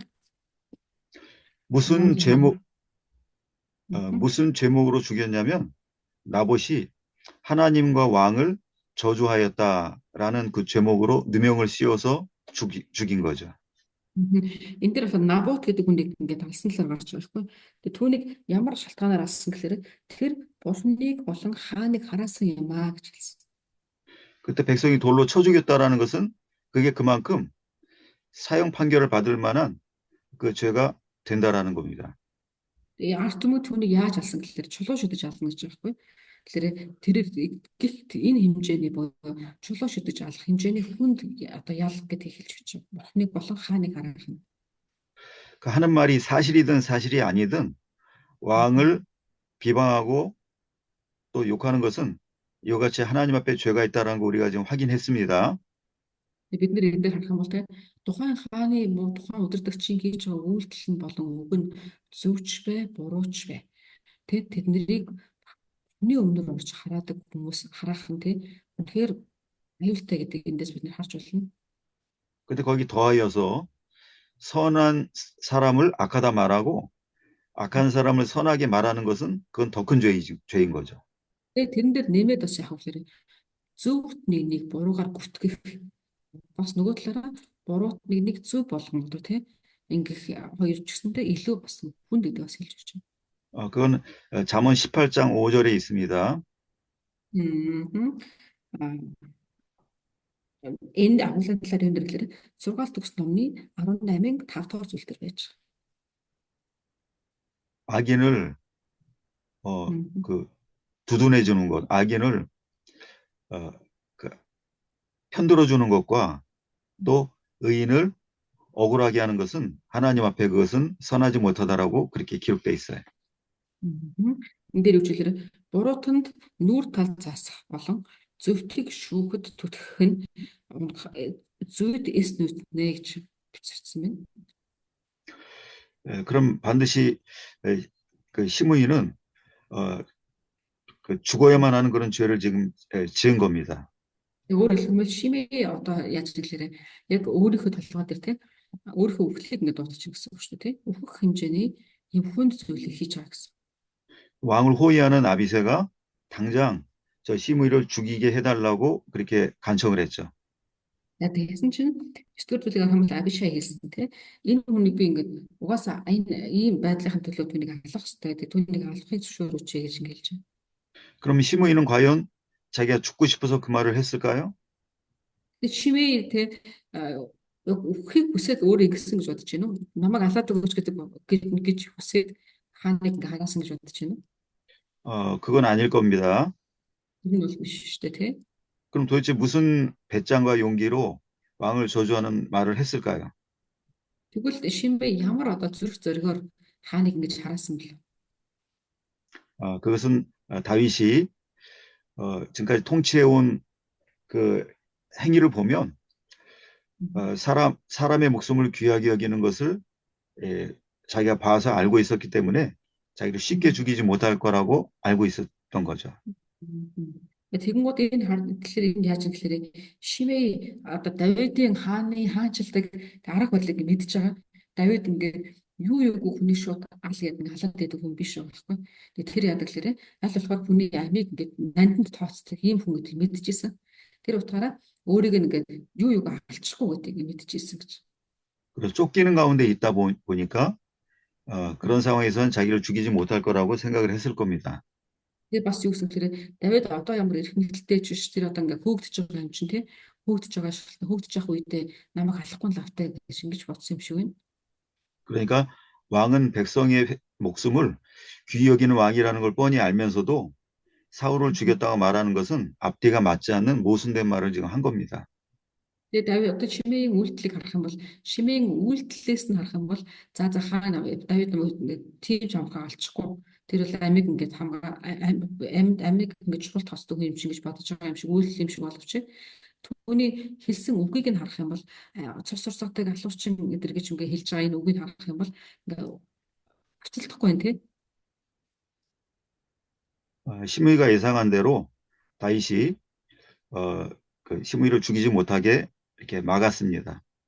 Тэгээ яг 9-ыг харах юм бол одоо тэгтээ дараад нь цааш ингээ харах юм бол Шимейгийн одоо таамаглаж ирсний дагуу гэх юм уу түүний тооцоолж ирсний дагуу Давид түүнийг ингээ шууд алаагүй.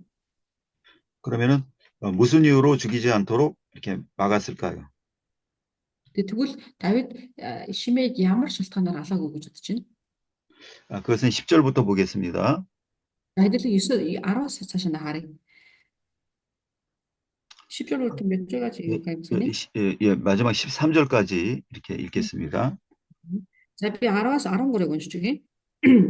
Хаан Зэруягийн хөвгүүдээ би та нарыг яах вэ? Хэрэв эзэн түүнд Давидыг хараа гэж хэлээд тэр хараасан бол чи юунд ингэвэ гэж хэн хэлэх юм бэ гэж айлдав.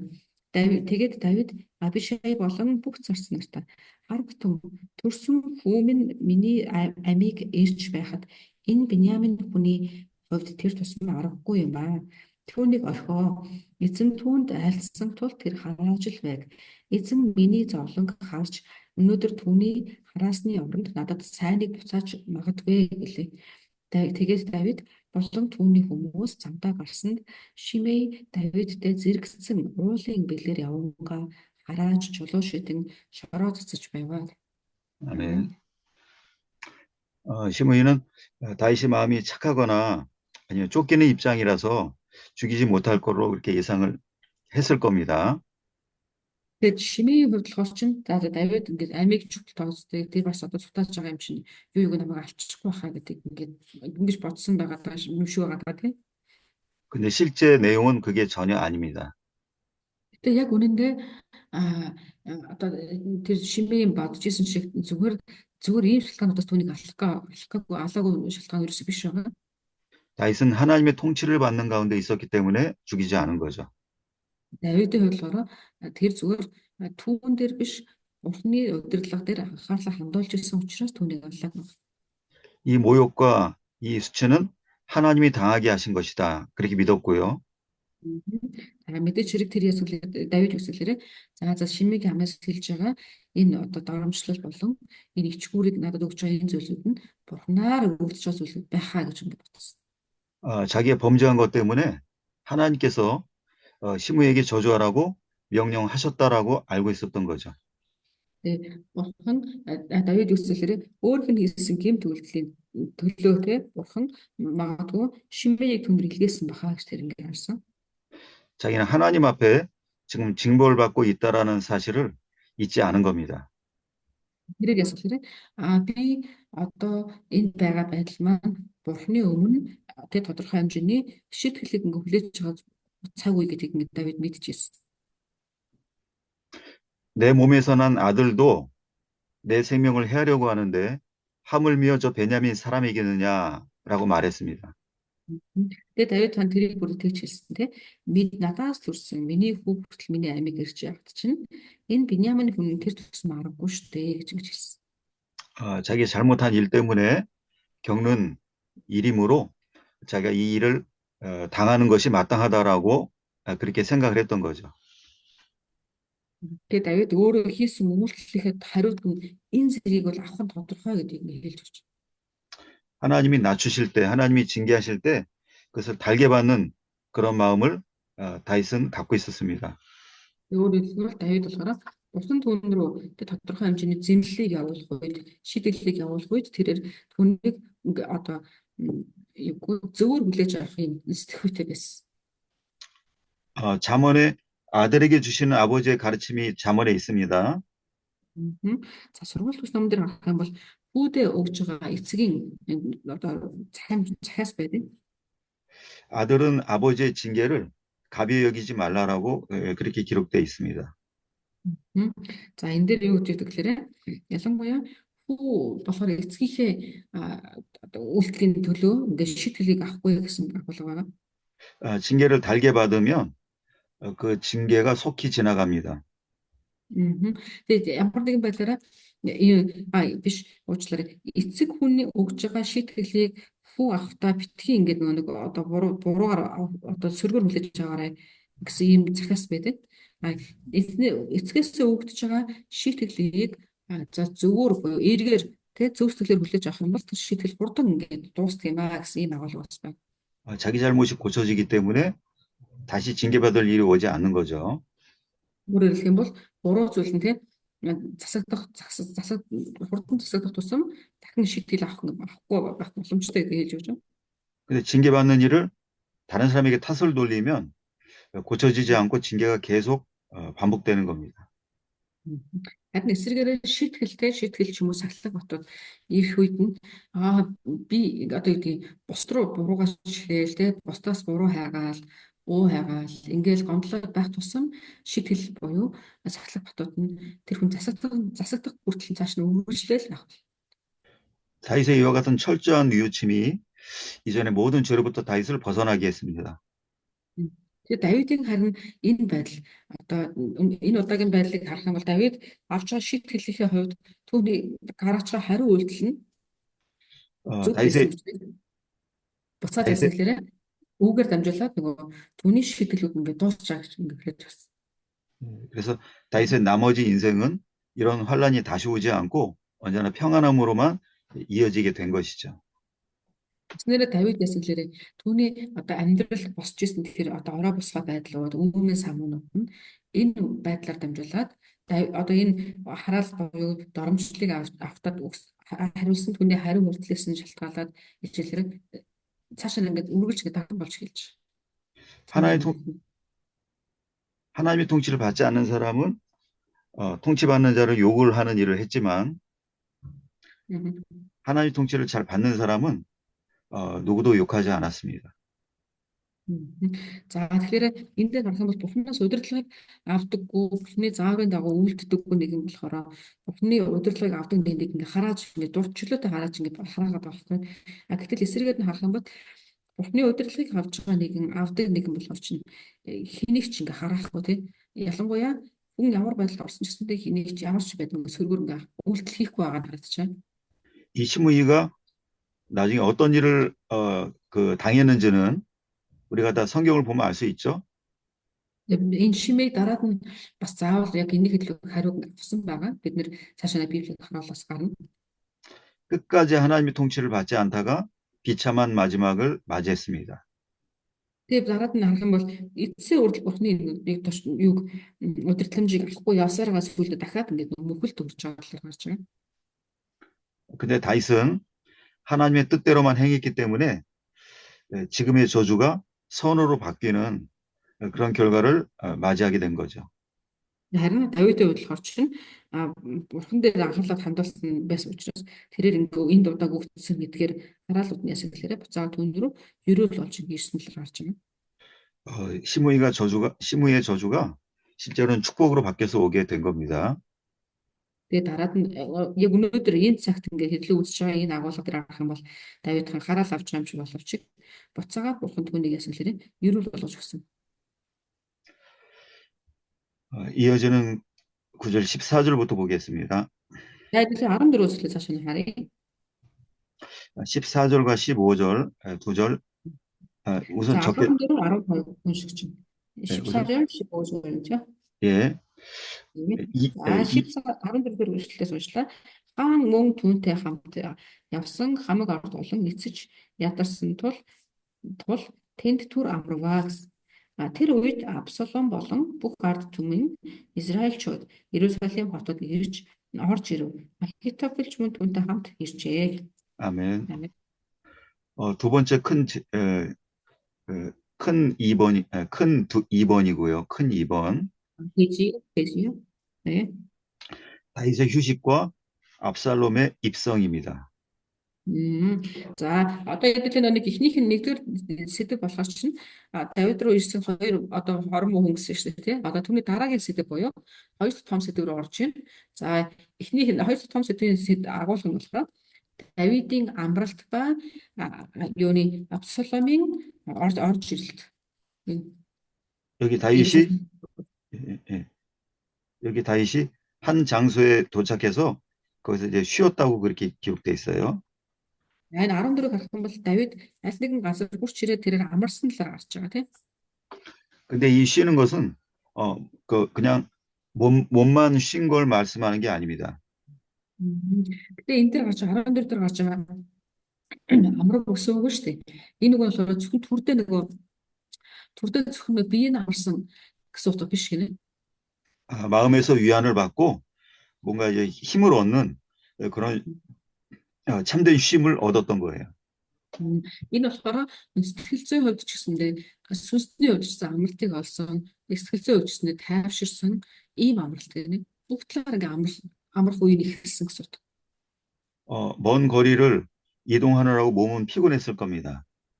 тэрээр магадгүй маш хол замыг туулж байгаа шүү дээ. Тиймээс зутааж явж байгаа учраас тэгээ бид зэрэг бие нь болоос ядарсан байгаа.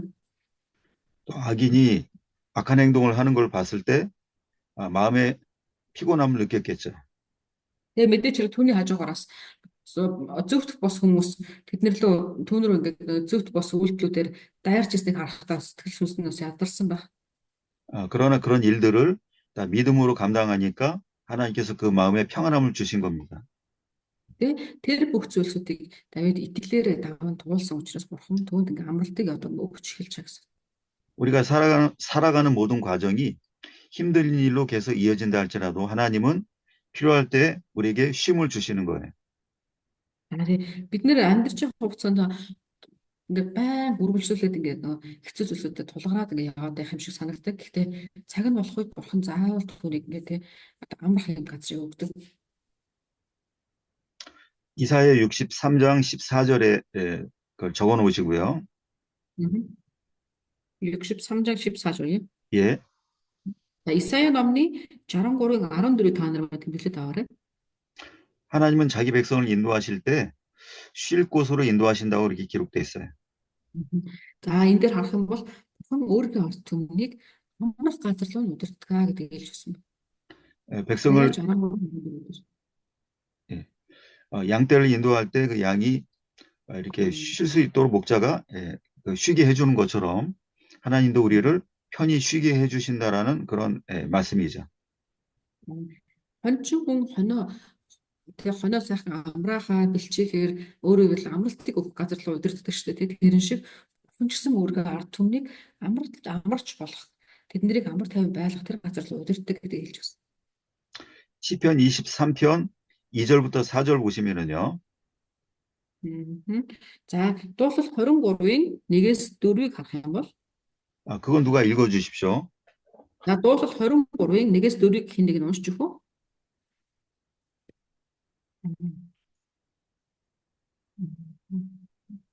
Дуулал 23-ийн 1-ээс 4.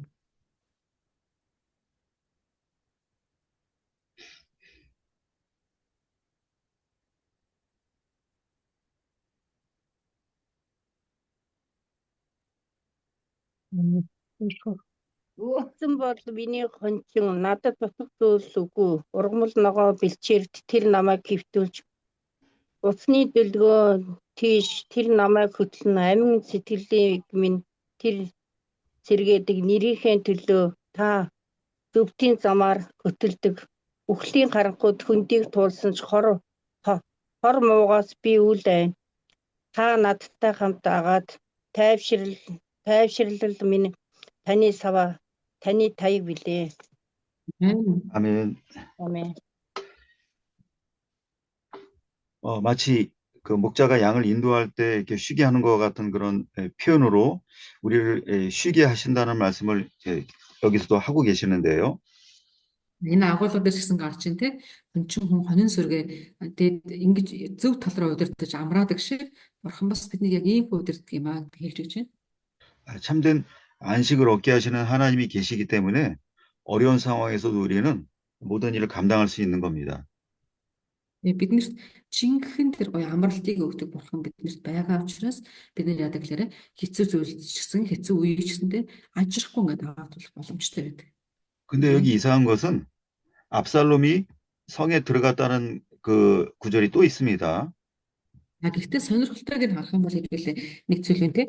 Одоо яг ингээд Давидэд бурхан амралтыг өгсөн талаар ярьж байхад дараагийн зүйл дээр нь дараагийн ишлэл дээр нь болохоор яасан Абсалом Иерусалим руу орж ирсэн талаар ярьж байна те. 그거는 여기 앞에 15절에도 그 압살롬이 예루살렘에 들어갔다고 기록되어 있지 않습니까? 17 дугаар ишлэл дээр ч гэсэн бас тэр дахиад байгаа тийм Абсалом орж ирсэн шүү дээ гэж агуулга бас байж байгаа 15 зүйл дээр. 그거는 후세와 압살롬을 비교하는 그런 말씀이었던 거죠. 네. Тэгэхээр 15-ын сүүлийг харах юм бол Абсаломын Иерусалим руу орсон тэр одоо дүр зургийг хинтээ харьцуулсан гэхээр Хошаятай харьцуулсан тийм. Хошаяч орж ирлээ, Абсаломч орж ирсэн гэсэн ийм агуулга байсан. 근데 지금 여기 이 구절은 다윗과 압살롬을 비교한 그런 말씀이죠. Одоо харин энэ дээр харах юм бол яаж гэхээр Давид хамарсан, Абсалом орж ирсэн гэдэг Давидтай харьцуулж байгаа. 다윗은 쫓기는 가운데 있어서도 참된 마음의 평안을 얻게 하나님이 하셨다고 지금 기록되어 있는 것이고요. За тэгэхээр Давидын хувьд гэсэн тэрээр хидчнээ одоо хөөгдөж байгаа буюу зутааж байгаа хүний байр суурин дээр байгаа боловч бурхан түүнийг амраав гэсэн агуулга гарч ирж байгаа.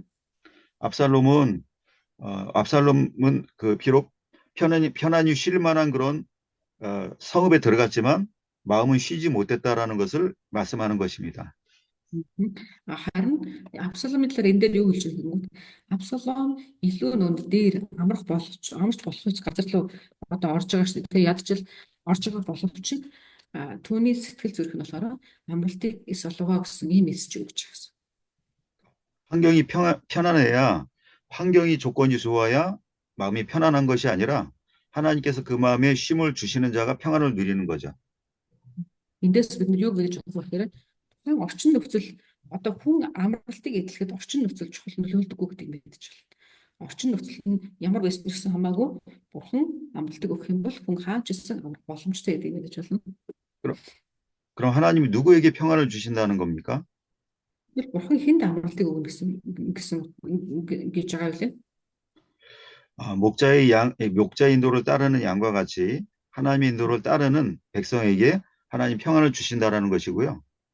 Eerвэл дахин хэлэх юм бол сая нэг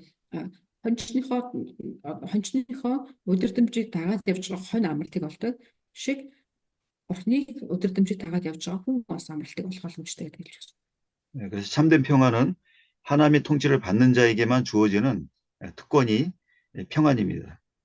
Жинхэнэ амралт гэдэг зүйлийг хэн авах боломжтой гэхээр бурхны удирдамжийг авч байгаа хүн л авах боломжтой. 아멘. 아멘. 이어지는 구절 또 보겠습니다. 16절부터 19절까지고요. 16, 17-гийн уншия. За Давидын анд нөхөр Архи хүн Хушай Абсалом дээр ирж хаантан мөнх наслах болтугай хаантан мандтугай гэв. Абсалом Хушай нөхөртөө инрэл үзүүлж байгаа чинь энэ үү юуны учир чи анд нөхөртөөгөө хамт явсангүй вэ гэж асуув. 아멘. 아멘. 여기 세 번째 큰 번호 세 번째입니다. Одоо нэг 3 дугаар тоон сэдв гэсэн үг. Сая 2 дугаар болохоор чинь бас өөр байсан тий. Давидын амралт болон Абсаломын орч ирэлтээс одоо 3 дугаар тоон сэдв болохоор 지금 뭐 설명하신 거예요? 아니 그 이번 주 대지에 대해서 이번 주 대지 제목은 그 다윗의 시행과 압살롬 들어온 예루살렘 들어온 그 내용이었는데 이제 이번에는 세 번째 대지에서 말씀드리겠다고. 아, 세 번째 대지는 앞에 거 얘기하신 거군요. 네네. 예, 예. 이번에 세 번째는 후세가 압살롬을 환영함입니다. 어, За одоо гурав дахь юу нь болохоор гурав дахь дэд сэдв нь болохоор Хусей Абсаломыг хүлээж авсан. Хусей가 Абсалом을 환영하며 예, 환영함이요. 예. 네. Хусей가 Абсалом을 환영. 후세가 압살롬을 만나자마자 굉장히 환영하는 말을 했어요. 네네네. Тэгэхээр тэр сэдв нь болохоор Хусей Абсаломыг хүлээж авсан гэсэн утгатай. Баярлан угтсан гэсэн утгатай. Баярлан угтсан. 왕이여 만세. 그러니까 왕의 음, 자격이 없는 사람이지만 왕을 네네. 대하는 것처럼 왕이여 만세, 왕이여 만세라고 부른 거죠. 네네네. За тэгээ Давид хин Хусей баярлан угтдаа юу гэж хэлсэн гэхээр тэгсэн тэ хаан өмнөд наслах тухай хаан манд тухай гэж хэлж байгаа тий. Тэгээ уул нь бол тэр хааны одоо эрх мэдэл байхгүй. Гэхдээ энэ үед бол одоо яа харахгүй төр сууж байгаа гэдэг утгаар нь Хусей хүлээж авсан. 이거는 존경하는 마음으로 하는 말이 아닙니다. Гэтэ мэдээж хэрэг Хусейгийн энэ хэлж байгааг болохоор чинь үнэхээр түүнийг хүндлээд хэлж байгаа утга бол биш байгаа шүү дээ тий. 그러나 왕이라고 부른 것은 거기에는 의미가 있는 그 말인 거예요. Гэхдээ харин Хусей тэгсэн ч гэсэндээ хаантан гэж хэлж байгаа энэ үгүүд нь утга учир байгаа. 스스로 왕이 되려고 하는 사람아, 네가 왕인 줄 아느냐? 한번 너의 능력으로 왕이 돼봐라. 그런 의미가 있겠죠. Тэгээ одоо жишээлбэл хаантан гэсэн энэ үгэнд нь ямар утга байж болох вэ гэхээр өөрийгөө өргөмжлөгч чи хаантан болно гэж юу тий. Тэгээ хаан бол чадна гэж юу гэсэн ийм утга бас байгаа гэж ойлгож байна. 자기 노력으로 왕이 되려는 사람에게 왕이라 불러주기는 하지만 그 왕으로 인정하고 부르는 말은 일단 아닌 겁니다. Мэдээж хэрэг ямар ч хүн өөрийгөө өргөмжилж байгаа хүн дээр очиод түүнийг ингээд өргөмжилсэн дагуу одоо хаан гэж хэлнэ хаан гэж хэлж байгаа ч цаад утга нь гэтэл чи хаан биш ээ тий гэсэн утгаас ингээд явж байгаа гэсэн утга.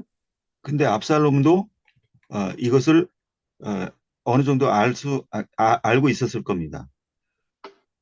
Абсолом ч гэсэн бас өөрийнхөө бас тодорхой хэмжээнд мэдчихсэн баг.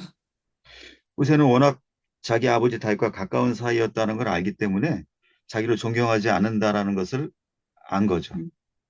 Өөрөөр хэлэх юм бол юуг мэдчихсэн гэхээр Хушай болохоор чинь Давидын анд нөхөр гэсэн шүү дээ тий. Тэр утгаараа Хушай өөртөө өмнө ирээд Абсаломд мөргөөд хаант мөнх наслах гэдэг нь тэр түүний мэхийж байгаа энэ мэхийлт нь худлаа зүйлүүдийг Абсалом ч гэсэн мэдчихсэн баг. 그러면은 그래서 왜 당신 친구를 따라가지 않고 왜 나에게 왔느냐 이렇게 물어보는 거죠. Тэгээд Абсалом харин тэрийг мэдчихсэн баг. Аавын маань найз надад ирээд мөрөгхөн чи үнэн бол удааг мэдчихсэн баг. Тэр утгаараа ч гэсэндээ асуусан тий. Та яагаад найзаагаад байгаа чи явахгүй энэ чи байж байгаа юм бэ гэдэг асууж байгаа. 그때 후세의 말이 내가 아버지에게 충성했던 것처럼 그의 아들인 당신에게 충성하는 것이 맞지 않겠느냐라고 이렇게 말을 했죠. Тэгээ Хусей юу гэсэн лээ цааш нь харах юм бол би аавд чинь үнэн ч зүтгэжсэнчлэн одоо энэ удаа хаан болж байгаа чамдас үнэн ч зүтгэх нь миний үүргээ гэдэг хэлж өгч. 이것은 그 마음에 있는 진심을 말한 것은 아닙니다. Мэдээж хэрэг Хусей энийг болохоор чин сэтгэлээсээ буюу үннээрээ хэлж байгаа зүйл бас биш байгаа шүү дээ тий. 그러나 압살롬은 이 말을 그대로 믿을 수밖에 없는 거예요. Тэгээ Абсаломын хувьд болохоор түүний энэ үгэнд нь шууд итгэхээс өөр аргагүй байсан. 왜냐하면 자기가 왕의 아들이기 때문에 왕의 자리를 물려받는 것은 당연한 걸로 여기고 있었던 겁니다. Тэр яагаад гэхээр өөрөө одоо энэ Хусейгийн үйлчилжсэн хаан Давидын хүүштэй тий хаан хүү учраас би угаасаа энэ эрхийг ийм үйлчлэлийг авах хэрэгтэй гэж бодчихсон. 사람은 자기가 듣고 싶어 하는 말을 그걸 그대로 받아들이는 그런 그 성질이 있습니다. Тэгээ ямар ч хүн яадаг гэхээр сонсох хүссэн үгийг нь хэн нэг хүн хэлэх юм бол шууд хүлээгээд авчдаг юм одоо онцлог байдаг. Сонсомоор байгааг нь хэлчихэл юм хүлээгээд авчдаг. 그래서 듣고 싶은 말을 듣게 함으로써 거기에 속아 넘어가게 인간은 돼 있는 거예요. Тэгээд тийм учраас яг л хүн сонсомоор байгаа үгийг шууд хэлчих юм бол тэр үгэнд нь одоо мэхлэгдээд шууд ингээд мэхлэгчдэг ийм чанар бас байгаа.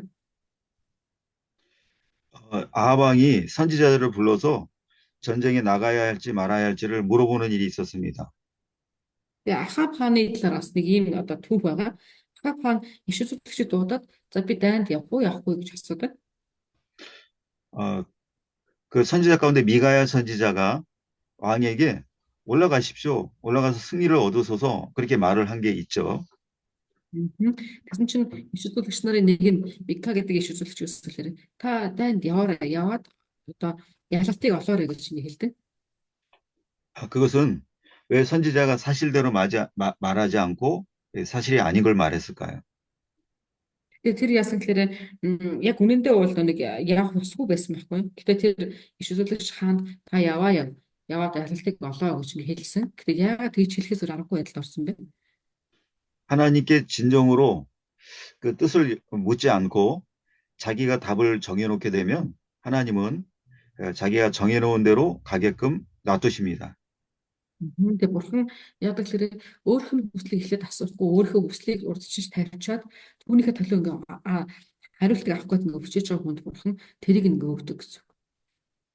발람 선지자가 애굽에 가야 하는가 말아야 하는가를 결정하는 데 있어서 하나님께서 가게 하시지 않았습니까? Балам юм. 네, 발람 선지자가 Тэгээ Балам иш үзүүлэгч Балам бас тэгээ одоо ингээ өөрийнхөө бодлыг урдчилж тавиад би явах уу байх уу гэж жагаад явдаг. 그것은 자기가 가고 싶어하는 마음이 있었기 때문에 가는 쪽으로 자기가 답을 정해놨기 때문에 하나님은 그냥 가게 하신 거죠. Хүн өөрийнхөө одоо нэг хүслийг урдчлаад өөртөө хэлчихдэг. Би яасан ч гэсэн тэгнэ гэж хэлчихдэг. Тэгэн гутаа дараад нь алсууж байгаа юм шиг царай гаргадаг. Тэгэх юм бол бурхан яадаг л тэрийг мэддэг учраас өөрийнх нь хүсэлт ингээд тушаад. 압살롬이 자기가 왕이라고 스스로 자부하고 있기 때문에 스스로 확신하고 있기 때문에 왕으로 이렇게 인정을 해주는 말을 한 겁니다. Тэгээ Абсаломын хувьд ч гэсэндээ өөрийгөө би яадаг ч гэсэн би хаан гэдэг өөрийгөө өргөмжүүлсэн байгаа учраас хушааяа ч гэсэндээ хүчээр хаантан гэж хэлэхээс аргагүй болж байгаа тийм. 근데 이 모든 것들은 압살롬을 속이기 위한 하나님의 지혜였던 것이고요. Тэгээ энэ яадаг гэхээр эцсийн дүндээ харах юм бол Абсаломыг одоо буулгаж авах гэсэн түүнийг ингээд одоо буруу замаар хөтлөх гэсэн бурхны мэрэгэн ухаан гэж ингээд харж болно. 속여서 압살롬이 원하는 일을 하지 못하도록 백성을 해롭게 하는 일을 하지 못하도록 막으시려는 일이었던 겁니다. Түүнийг ялангуяа гэдэг нэг хуурамч байдал руу хөтлснөөрөө түүний гараас одоо нэг артмыг авах гэсэн ийм төлөвлөгөө байсан гэдгийг харж байна. Абсаломын гараас. 그러니까 후세의 거짓말은 의로운 거짓말이었던 거죠. Өөрөөр хэлбэл тэр утгаараа Хушаийн одоо Абсалом дээр ирээд хэлж байгаа түүний одоо хуурамч байдал нь болохоор яах аргагүй нэг төлөвлөгөөний хэсэг байсан гэдгийг харж байна. 자기가 이익을 얻거나 자기 명예가 높아지기를 위해서 한 거짓말이 아니었습니다. Тиймээс биш одоо Хушаийн нэг урдны нөгөө хэдүүд шиг тийм өөртөө ашигыг олох гэсэн ийм худал агуулгал биш байгаа шүү дээ. Хушаигийн үйлдэл. 왕을 살리고 백성을 악의 통치로부터 건전의 목적으로 한 굉장히 가치 있고 위대한 거짓말이었던 거죠. Өөрөөр хэлбэл тэр нь Хушаигийн хийж байгаа үйлдэл нь болохоор хааныг аврах, түмнийг аврах, ийм өөрөөр амийг аврах юм үйлдэлийн төлөө хийсэн үйлдэл байна. 압살롬이 자기가 듣고 싶은 말을 들었기 때문에 후세를 믿어주게 된 겁니다. Тэгээ харин гэсэн чинь ясгэр Абсалом өөрийнх нь хичнээн эцгийнх нь бата миний эцэг найз үстэй гэж байгаа боловч өөрийнх нь Абсаломыг сонсомоор байсан тэр үгийг Хушай хэлсэн учраас Хушайг шууд ингэ хүлээж авч. 이제 다음 구절 20절부터 23절까지 보겠습니다. Тэгээ 20-23 дугаар ишлэгийг харъя. Абсалом Ахитофелд бид яах ёстой вэ гэдгийг та зөвлөөч гэв. Ахитофел Абсаломд гэрээ захиулахаар эцгийнхээ үлдээсэн татвар эмсдэр орогтун таныг эцэгтэй зэвүүрхэж буйг бүх Израиль сонсно. Тэгээд тантай хамт байгаа бүх хүний гарч хүчтэй болно гэв. Ингээд Абсаломд зориулж дээр майхан барьж Израилийн нүдэн дээр Абсалом эцгийнхээ татвар эмс дээр оров. Тэр өдрүүдэд Ахитофелийн зөвлөгөөнд Бурхны зорилгыг асууж олсон үг адил байв. Давидад ч Абсаломд ч Ахитофелийн өгсөн хамаг зөвлөгөө нь тийм байлаа. 아멘. 아멘. 네 번째 큰 제목은 압살롬의 아이도벨의 첫 번째 모략. Мгм. За одоо дараагийн шинэ сэдв орж иж байна тийм ээ. За энэ болохоор Ахитофелийн а за эхний одоо Ахитофелийн эхний зөвлөгөө гэсэн ийм сэдв орж ирж байна.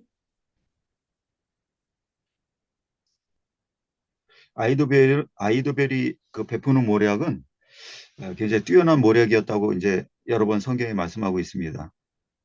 За ер нь бол нэг Ахитофелийн зөвлөгөөг харах юм бол маш ингээд нөгөө мэрэгэн зөвлөгөөнүүд байсан гэдгийг Библиэс хэлж өгч байна тийм. 첫 번째 모략은 백성들의 그 마음을 바꿔놓기 위한 그런 모략인 거죠. За энэ Ахитофелийн зөвлөж байгаа энэ зөвлөгөөний эхнийхийг нь харах юм бол гол үр дүн нь болохоор чинь бүх ард түмний сэтгэлийг чи эргүүлэх хэрэгтэй гэдгийг хэлж өгч байна. 보통 백성들이 볼 때는 왜 이런 일을 하게 하는가 이해가 안 될 겁니다. Тэгээ яг ард түмнүүдийг эхлээд харах юм бол яагаад заавал Ахитофел ингэж зөвлөсөн бол гэдгийг ойлгож чадахгүй байх. 이것은 사람의 마음의 이치를 아는 그런 고도의 모략이고 마음을 움직일 수 있는 굉장히 아주 그 치밀한 그런 방법이었던 거죠.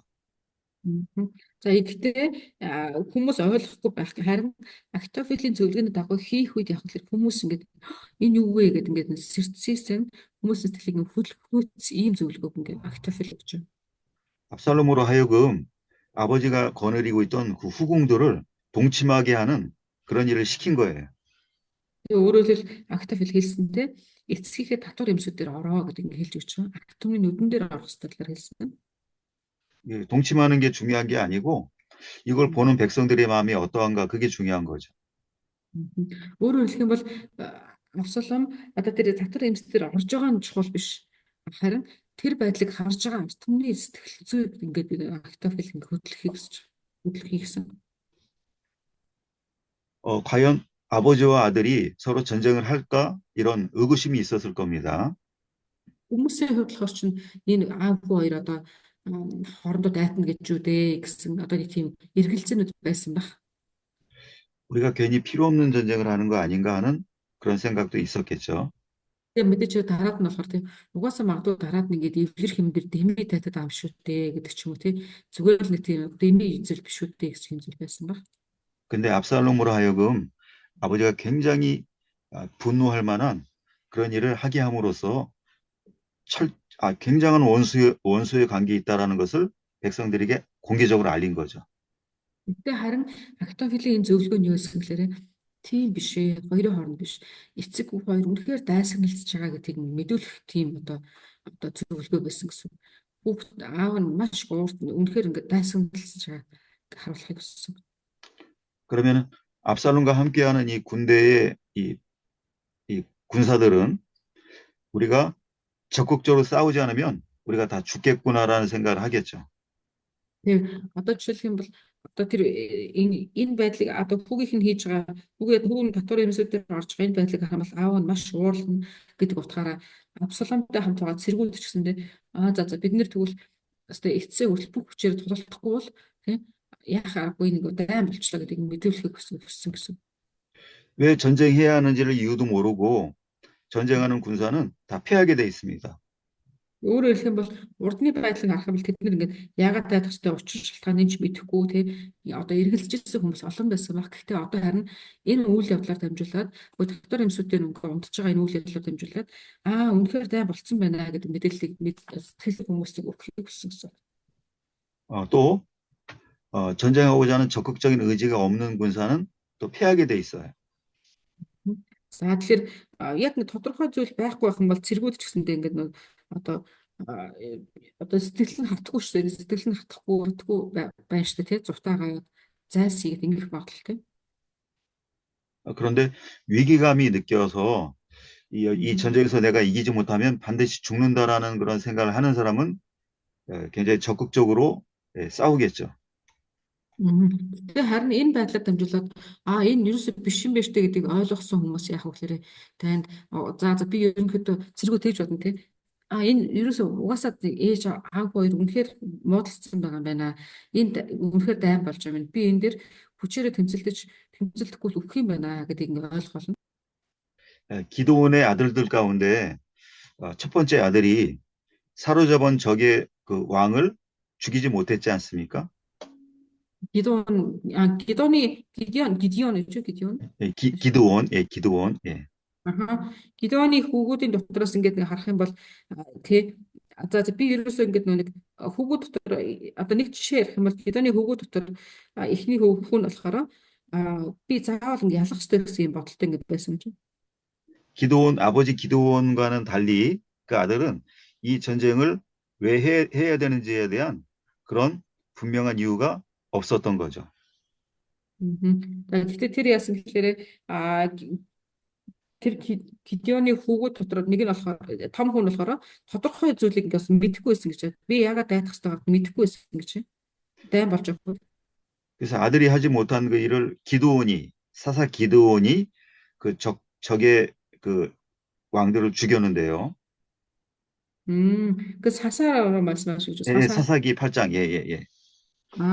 Сасагийн энэ шүүгчд 8 дахь гарч байгаа шүүгчд номны 8 дахь бүлэг дээр гарч байгаа энэ одоо түүхийн талаар ярьж байгаа байхгүй нөгөө хүү очоод дайдах хэрэгтэй байсан юм л да. Гэтэ хүү нь болохоор би яагаад дайдах хэрэгтэйг мэдэхгүй байсан учраас тэр эцэг одоо Гидеон шүүгч Гидеон яасан гэхээр чи заавал дайдах хэрэгтэй гэд хүү нь эргэлзэх үед нь аав нь очиж тухайн одоо дайдчихсан талаар ийм түүх байгаа юм. 왜 미디안의 그 왕을 기드온은 왜 죽였을까요? 미디안의 хааныг ингээд Гидеон алсан гэж байхгүй. Тэр яагаад алсан бэ? 미디안 족속이 행한 그 악한 일들을 기드온이 겪었고 다 알고 있었기 때문에 그런 거죠. Гидеон болохоор тэр Медианчуудын хийж ирсэн орон үйлдэл бүгдийг мэдчихсэн учраас тэр ингээд түүнийг одоо алсан гэж байна. 그 악을 제거하고자 하는 강렬한 의지가 있었기 때문에 그래서 죽일 수 있었던 겁니다. Тэр хорон бүгдийг устгах гэсэн ийм одоо устгахна гэсэн сэтгэлтэй байсан учраас тэр очиж ингээ хааны хүртэл хороос нэлээр гарч байгаа. 블레셋과의 이스라엘이 전쟁을 할 때 있었던 일인데요. Энэ болохоор ч нэг филистичүүд болон Израиль хооронд дайн гарч ирсэн ийм үйл явдлын талаар сая ярьсан. 도망갔던 백성들이 다시 전쟁하러 온 것도 그 전쟁하고자 하는 의지를 찾았기 때문입니다. Тэгээ буцажсэн хүмүүс ч гэсэндээ тухайн үедээ дайнаас зутаад явж байсан хүмүүс гэсэн цэргүүд буцаж ирж байсан гэж аахгүй энэ үйл явдал дээр тэд нар яасан дайн юм биш гэдгийг ойлгосон учраас буцаж ингээ хүмүүс цэргүүд ингээ ирж байсан гэж. 백성들에게 전투하고자 하는 의지를 불어넣어 준 것이 기가 막힌 굉장히 놀라운 그런 모략이었다는 거죠. Тэгээ харин яасан гэхээр одоо тэр шиг энэ үйл явдал дээр яж гэхээр эргэлзэж байгаа тэгээ яахаа мэдэхгүй болцсон ингээ хоёрын хооронд болцсон одоо бүлээн байгаа тэр цэргүүдийн одоо нөгөө нэг зүрхийг батжуулж тэгээ сэтгэлийг ингээ хатуужуулах ийм зөвлөгөөг тэр өгсөн гэж активл өгсөн.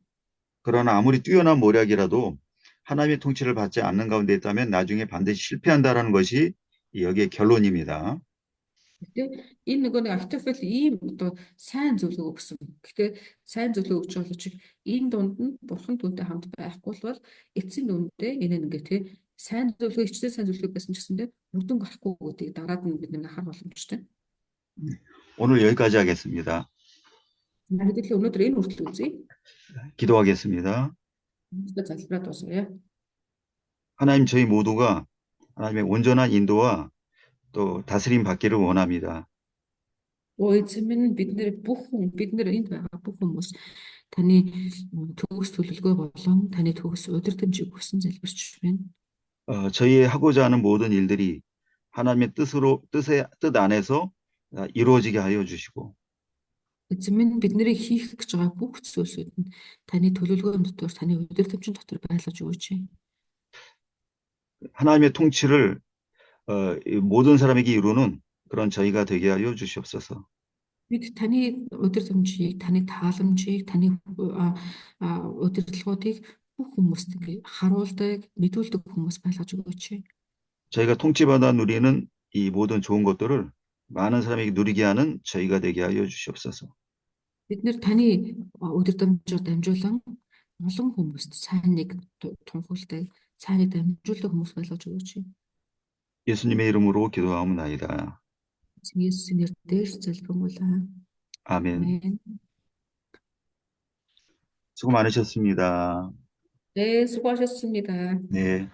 여러분들 평안히 잘 지내시고 다음 주에 뵙겠습니다.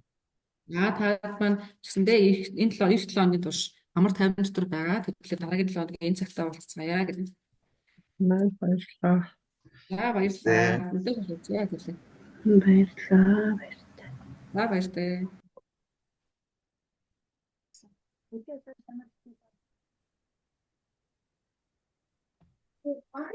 감사합니다.